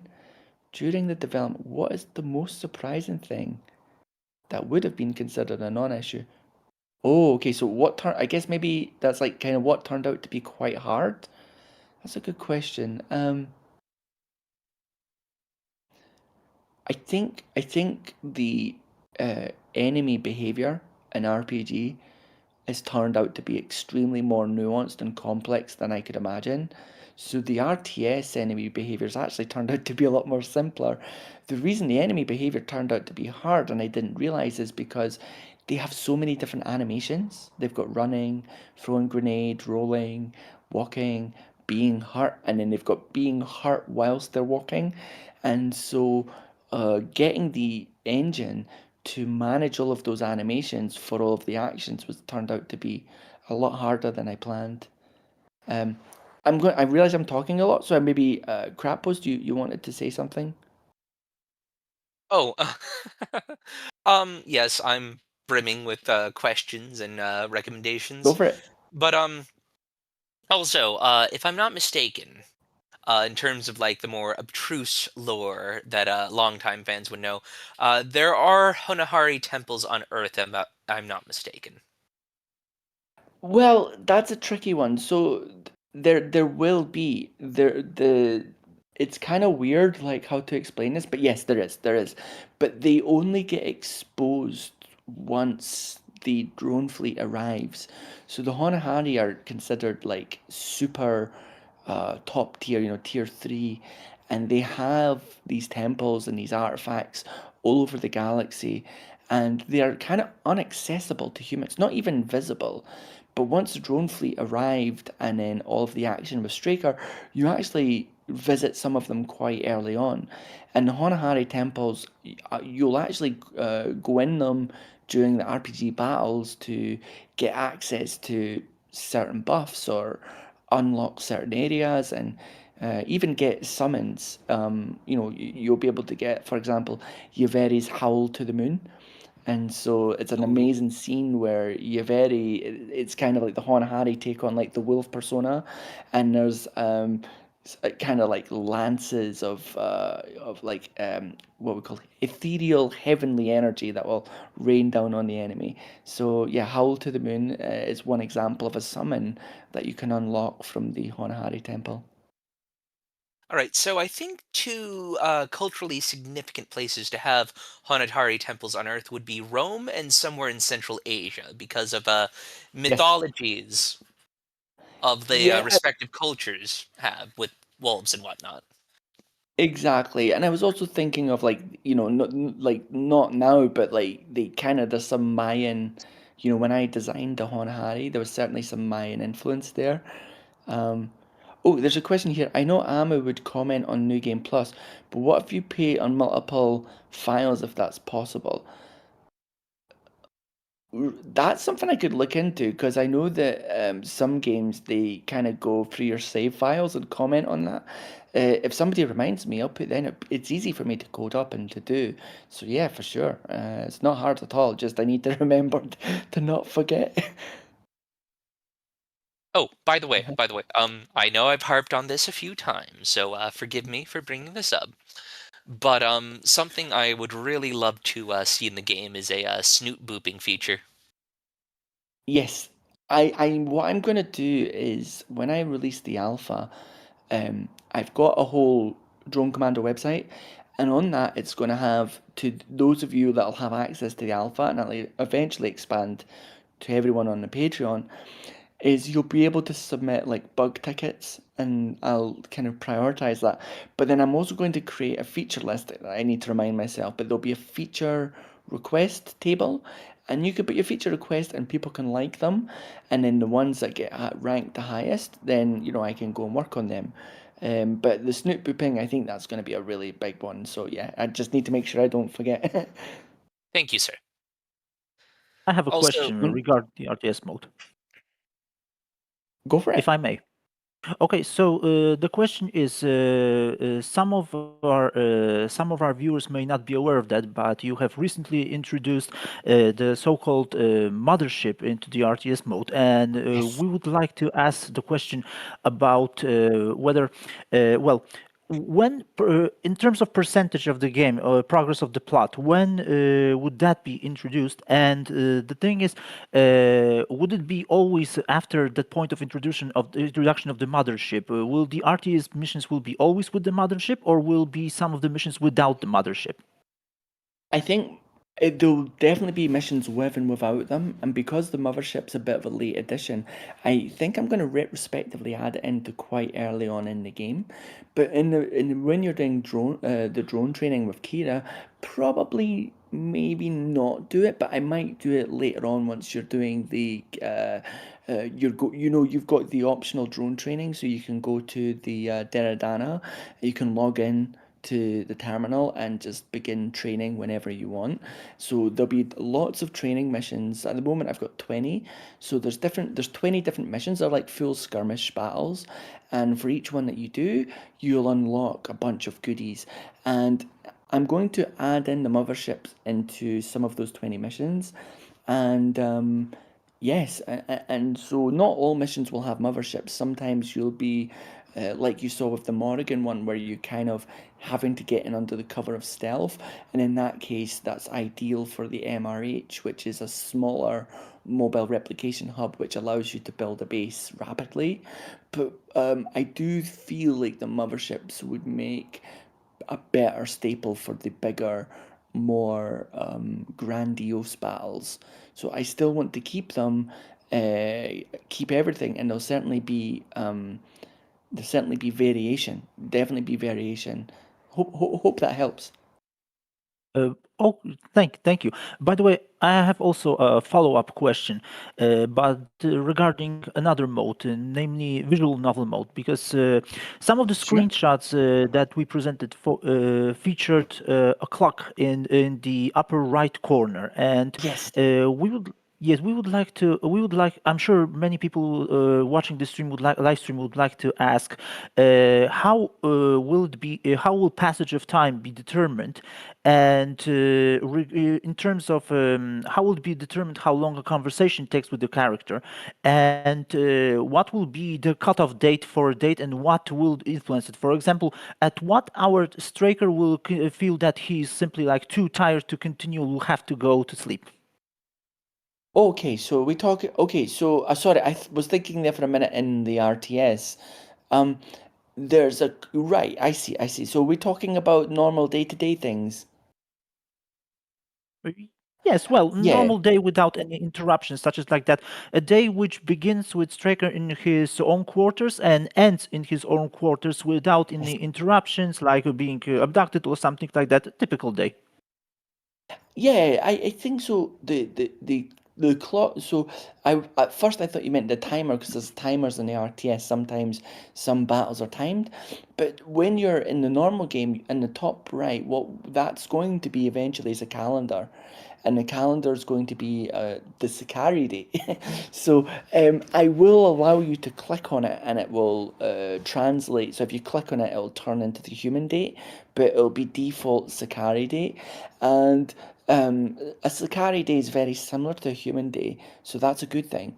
Now, the way it works at the moment, and it could change, is a day will not auto end unless it's certain events, and that's because some people play at different speeds, and it's not a true day-night cycle like in Grand Theft Auto.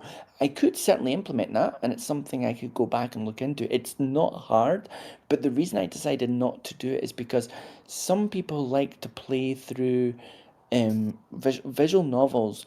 Is for example, unlike I'll take a game I can think of, Final Fantasy 15. In Final Fantasy 15, one of the biggest issues there was the day-night cycle, because it would become night far too quickly. I believe in Minecraft it's quite a classic, right? You're just beginning to make progress, and then the night time comes. So I wanted to avoid, because even in 1996, Pokemon Gold and Silver had a day-night time engine. So it's not anything new. If it was something new and experimental, it might be fun to try out. But day-night cycles have been done, like I say, since I was in school, like since I was in high school, right? And for that reason, I feel like having the clock tick down while you do things feels not right. So the day-night cycles is more determined about how you play in the game. For example, Just thinking here, day 4, if I remember right, or maybe day 6. I can't remember the date, but like you do a bunch of things, and then when you go to the breakout area to meet the guys, that's when time will tick forward, and once you finish chatting with them, it becomes nighttime. People go to bed, and then you can stay up. And what happens is the lights dim in the freakcell, so whichever room you're in, they actually dim it down, so the rooms simulate like the ship needs to simulate darkness so people can go to sleep. So one of the things I realized, like most spaceships, even the ISS doesn't do, and will have to be done in real spaceships. Again, it's something people don't think about. I've not seen it in any sci-fi. Like, why would you not simulate nighttime on your ship? Well, they say, well, because we're 24 hours. But no, you would still want to simulate nighttime, and you'd want to dim certain areas of the ship that might be on a certain a certain time zone. And so that's what my plan for Drone Commander is. So the day night cycles are kind of deterministic based upon the plot. I could change that if there was a big, and I'll open a feature list, but I didn't see that as adding to the game. Does that make sense? Like if having it add, then I would do it. But there are some times in the game where it will go night, or it will go into dawn, and that will be kind of will tick down in real time. But it's not. I would say that's not that's not the main. It's more of the exception. Cool. Cool. Sometimes I realize I can maybe go a little bit too deep into the questions. We've got, but I really think that's a great question. By the way, honestly, I think that's actually really important because it gets me thinking about it as well. Um, Here it says, off the top of your head, what's the number of partners or friends to be had? So generally, what happens is, you're adopting a Sakari way of life because you're living with them day to day, and it's easier for like everybody if you adapt to their culture rather than them adapting to human culture. So about 7 to 9. So in Sakari, in the Sakari ways of living, on average it's between 7 and 9 partners to a bride.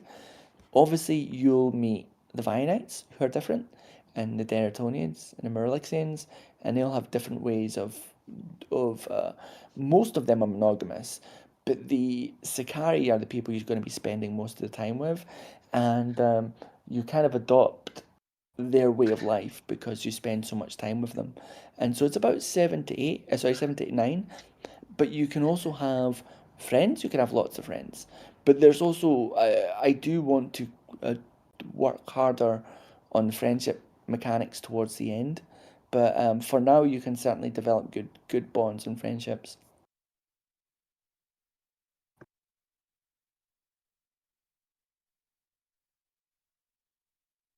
Out of curiosity, of all the characters you've made in Drone Commander, who's my personal favourite? Oh man, that's a question. It changes quite a lot. Let me think. So just give me a moment to think through this because I'm gonna look at them and tell you because I do have favourites, and it depends on the thing.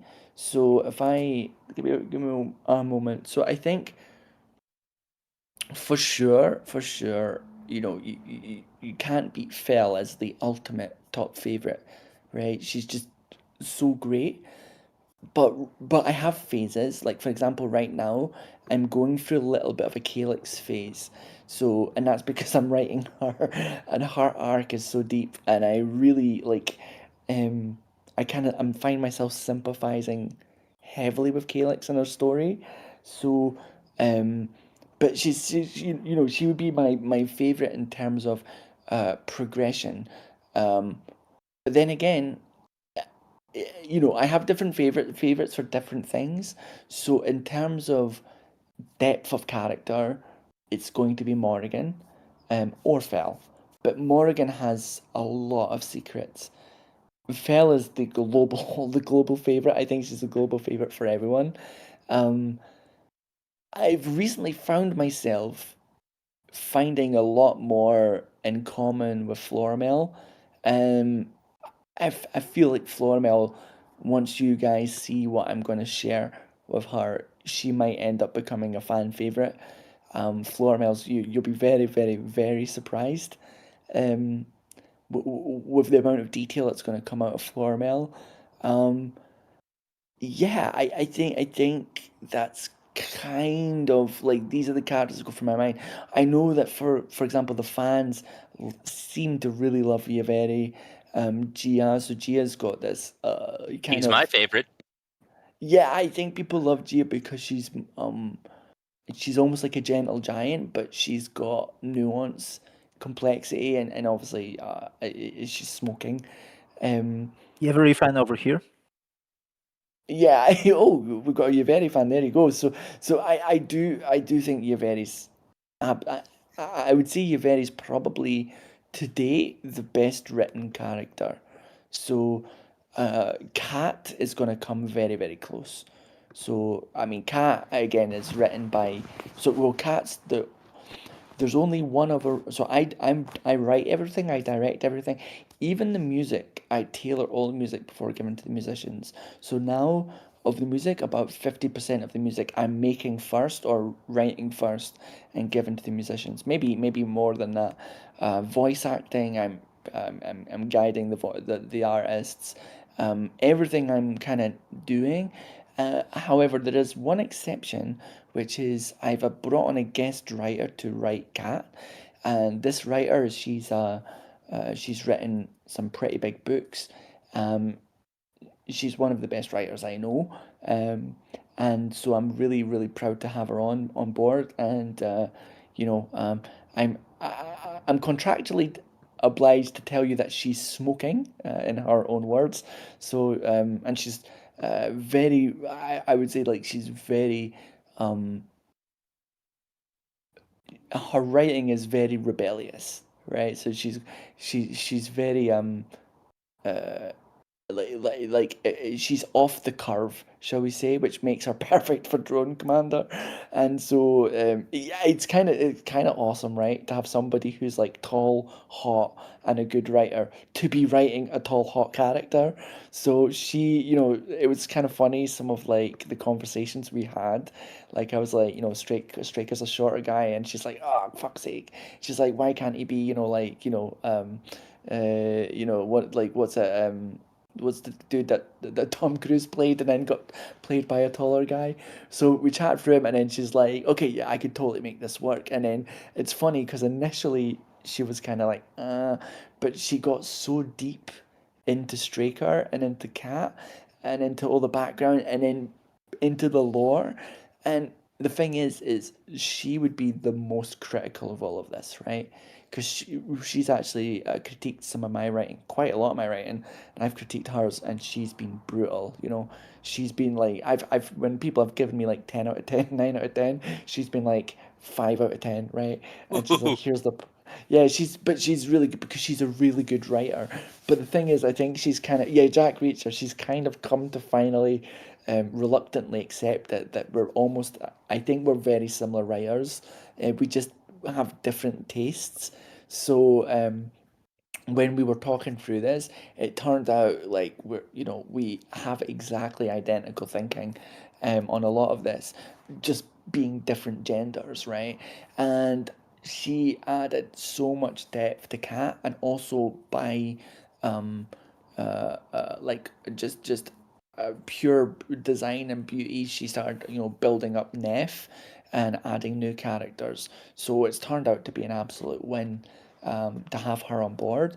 But I think again, those who are looking for depth, you might find Yaveri or Cat as the top ones. Um, yeah, I mean, I must admit I've got a whole bunch of favorites. Um, I'm trying to think if there's any others that like really jump out to me. Um, Give me a moment because I really want to make sure I give the big ones. I loved Snow, right? Because Snow is quite spunky and she's quite sarcastic and wears a heart on her sleeve, very pragmatic. So I really enjoyed enjoyed her as a character. So originally, you know, if you'd asked me this a year ago, I might have put her in the top. Marta is just she's great, and you know, you'll get to play as Marta. Optionally, you can skip it if you want, but you'll actually get to play as Marta in game and play Drone Commander from a female's point of view. And that it's called I remember what it's called. It's called Marta's Ambition is the name of that chapter. So you'll actually get to pay to play as her. And she's great, right? She's not as complex as the others, but she develops complexity. I love Gia's type likewise. Can't question professional voice actress, and she pulled it off. Yeah, she does. So she's totally game. I should probably get some of her lines done. So do you know what I did? I said to the voice actress, because again, you know, like, maybe I'm a little bit tooting my horn here, but I'm really good at getting the best out of people. I guess that's why my new job, I'm managing 17 people, but I generally think of myself as a developer, or, you know, a builder. But I'm also good at kind of getting people to you know, to motivating people. So it was really, I went through, I don't know, I had at least 50 auditions for Gia, and all of them fell short. But then one girl who got close, I was like, hey, look, could you just go and put toilet roll up your nose? Could you just go and get like some tissue or toilet roll and just shove it up your nose and try again? And she did it. So she got like some tissue paper or toilet roll, I don't know what it was. She shoved it up her nose, and I was like, damn, that's so good. And she's like, I can't believe we did this. And she's like was really surprised. She's like, damn, it actually really worked. And the thing is with Liv, when I was getting Liv to do Cynthia, same thing again. She was trying to do like a reptilian voice, and I'm like, look, just emphasize the S letter. And she's like, oh my god, how did I not think of that? And then so when she went away and she started practicing on the S's, she came back and absolutely nailed it. Same with Kristara, right? That voice actress who did Kristara's the same voice actress who does Yaveri, and she's, in my opinion, she's probably one of the best voice actresses out there. She's just unbelievable. She also does Nara, and when she, you know, I gave her a little bit of prompting for Kristara, and so a lot of this is very kind of collaborative and experimental, and you come up with some great stuff. Now, I think certain tissue producer will be very happy during the recording sessions for Gia. drone commander hankies. Anyway, I have a question regarding Gia. So, Sure. if you don't mind me asking, how will her singing voice be done? I hadn't planned to do her singing, but I know you kind of ask, so it might be something I do down the line. And in that case, I'll certainly, you know, you know, consult you, dude, and you can help me think of how to do this. Okay, fantastic. I think so as well, Azure. I think like there's just so many good characters to pick from. I mean, you know, maybe a good one to say is like, what are the worst characters? I think that would be the ones that maybe is a bit controversial. But I guess, you know, I have a few that I think are the worst, but it doesn't mean I write them bad or I do. It just, for me personally, I don't like them. But then I notice other people really like them, so I don't know if I don't know if it would be good for me to say what are the worst ones, because I don't want people to take it, you know, to think that I didn't do as hard enough work on them, because I try to treat most characters with, you know, a solid level of commitment, you know. Um, I guess I can say, you know, Zale was kind of a joke character, right? So Zale's is this he's this kind of like Romeo dude, and you know, there's not going to be a lot of depth to him, right? Like, but he's well drawn and articulated, and he's going to be a chance to kind of like get some kind of you know, bro competitiveness between the humans and Sakari. So definitely I would say Zale. But he's, you know, he's fun. It's just there are some characters that maybe get a little bit they're not my favorite, I would say. Or maybe should I say, like, there are certain characters that I personally wouldn't like, but when you write stories or if you write any prose, you should never avoid people you don't like, because that's life, right? Like life, you have to have all sorts of people, so you need to do them justice. And I think a good writer is somebody who doesn't just ignore stuff that they don't like, but they incorporate it, because you're trying to build the world, right? You're not, I feel like it wouldn't do Drone Commander justice if I just did the stuff that I liked. Thanks for toilet tissues. Guys, this is great. I will wrap up soon because I have to get up early tomorrow because I'm on daddy daycare duties. I'll take a couple more if you guys have them, or I can look through the questions chat. Yeah, we'll take two more and then I'll wrap up. I wish I could voice Gia. Give it a try. Oh, actually no, sorry, Gia's taken, but Yeah, I I'm know. totally. I just mean like, I don't know if I could voice Yeah. one. I probably could try, but I don't have any like professional voice acting experience. I'm just kind of winging it. Well, one of the I got a few of these voice actors got the first gig with me and turned out amazing. There's one girl and she's kind of like she's a little bit of a minor celebrity in AI, and I'm like, your voice is amazing. You'd be great for Snow. So I got her to cast for Snow. She's like, she's like, oh, I totally have heard of you. That made me feel good. She's like, I'd love to give it a go. She says it's funny because I was always wanted to do voice acting.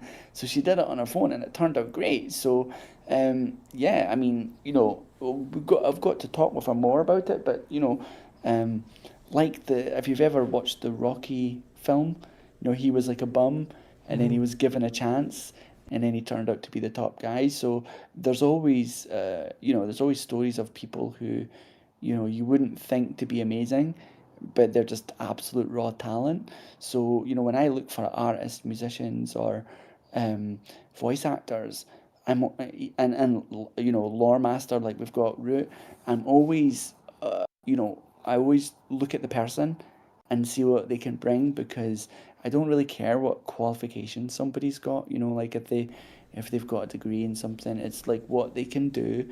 And I'm always very like, I believe in potential. I didn't used to, actually. Something that's changed. I would say that's a big thing Drone Commander's changed about me, which is I've been interviewing people for many, many years in different roles. I've interviewed maybe hundreds, thousands, in different languages too, in Mandarin and Polish. And I never really, like, I did accept potential as being important, but now, like, as I've been working more on Drone Commander, and you're always having to balance between getting people who are highly talented or big names, right? Getting big names onto the game Some versus people just know people what's who are good. They just have taste, and you can't really. exactly. Skill doesn't really back that kind of stuff up. Yeah, Sometimes yeah, it's yeah, just like yeah. you can have all the skill in the world, but if you don't have any good taste, then it's like, what? That's true. That's actually especially true of musicians, because music is unlike art, where art is much more tailored to a generalization.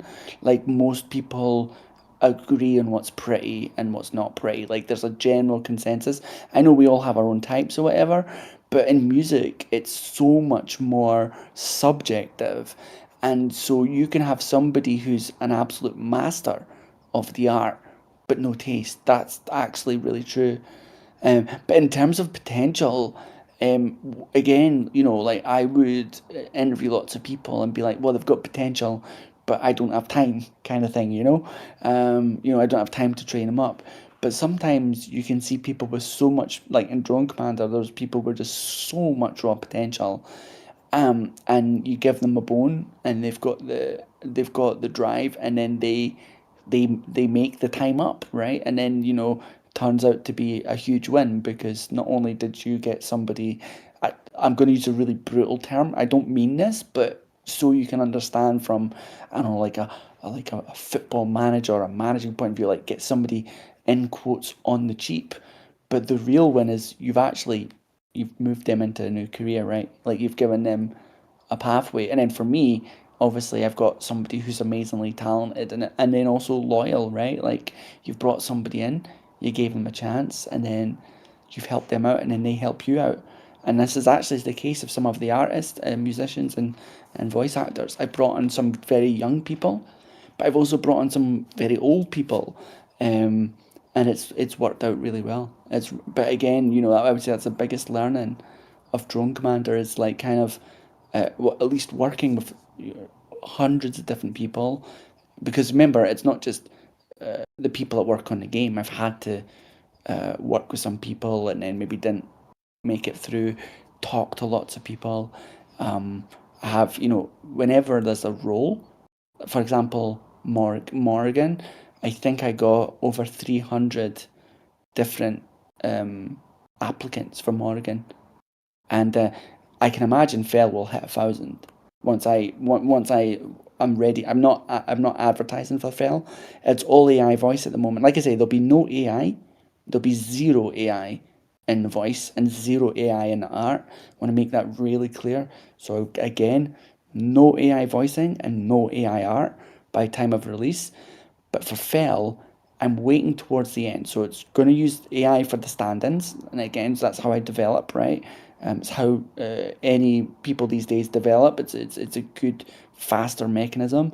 But for Fell, because she's so important, it needs to be somebody that I'll build a rapport with and I can trust professionally.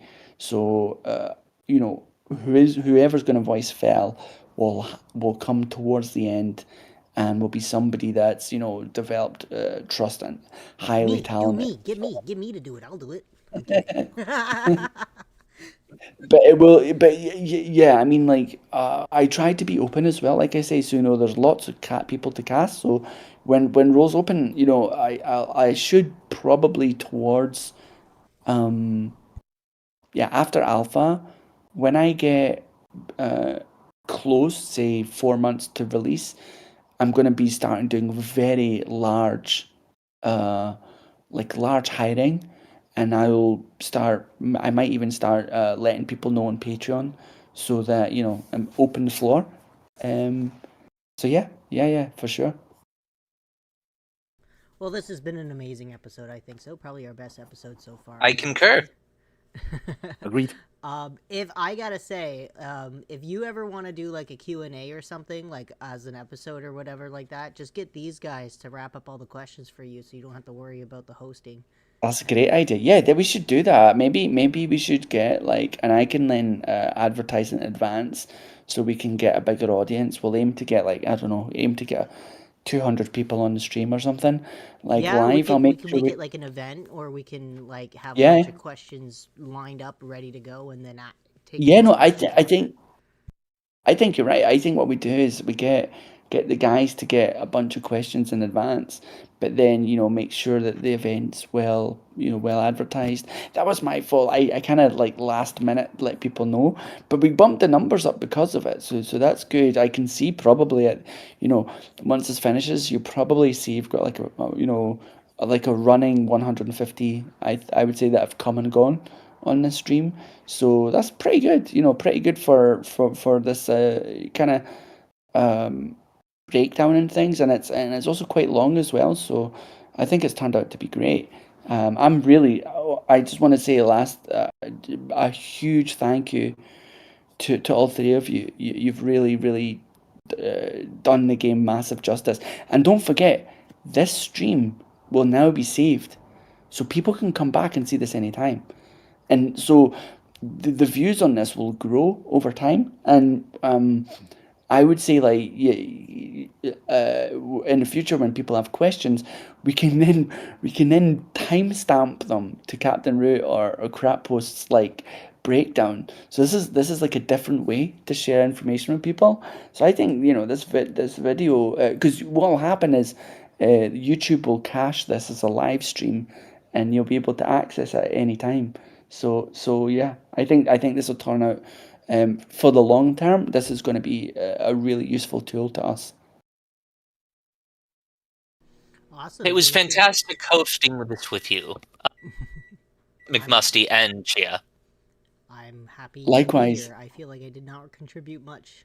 And of course, No, you did. Captain Root. Yes. Likewise. Likewise, Crappost. Likewise. Yeah, this was great, guys.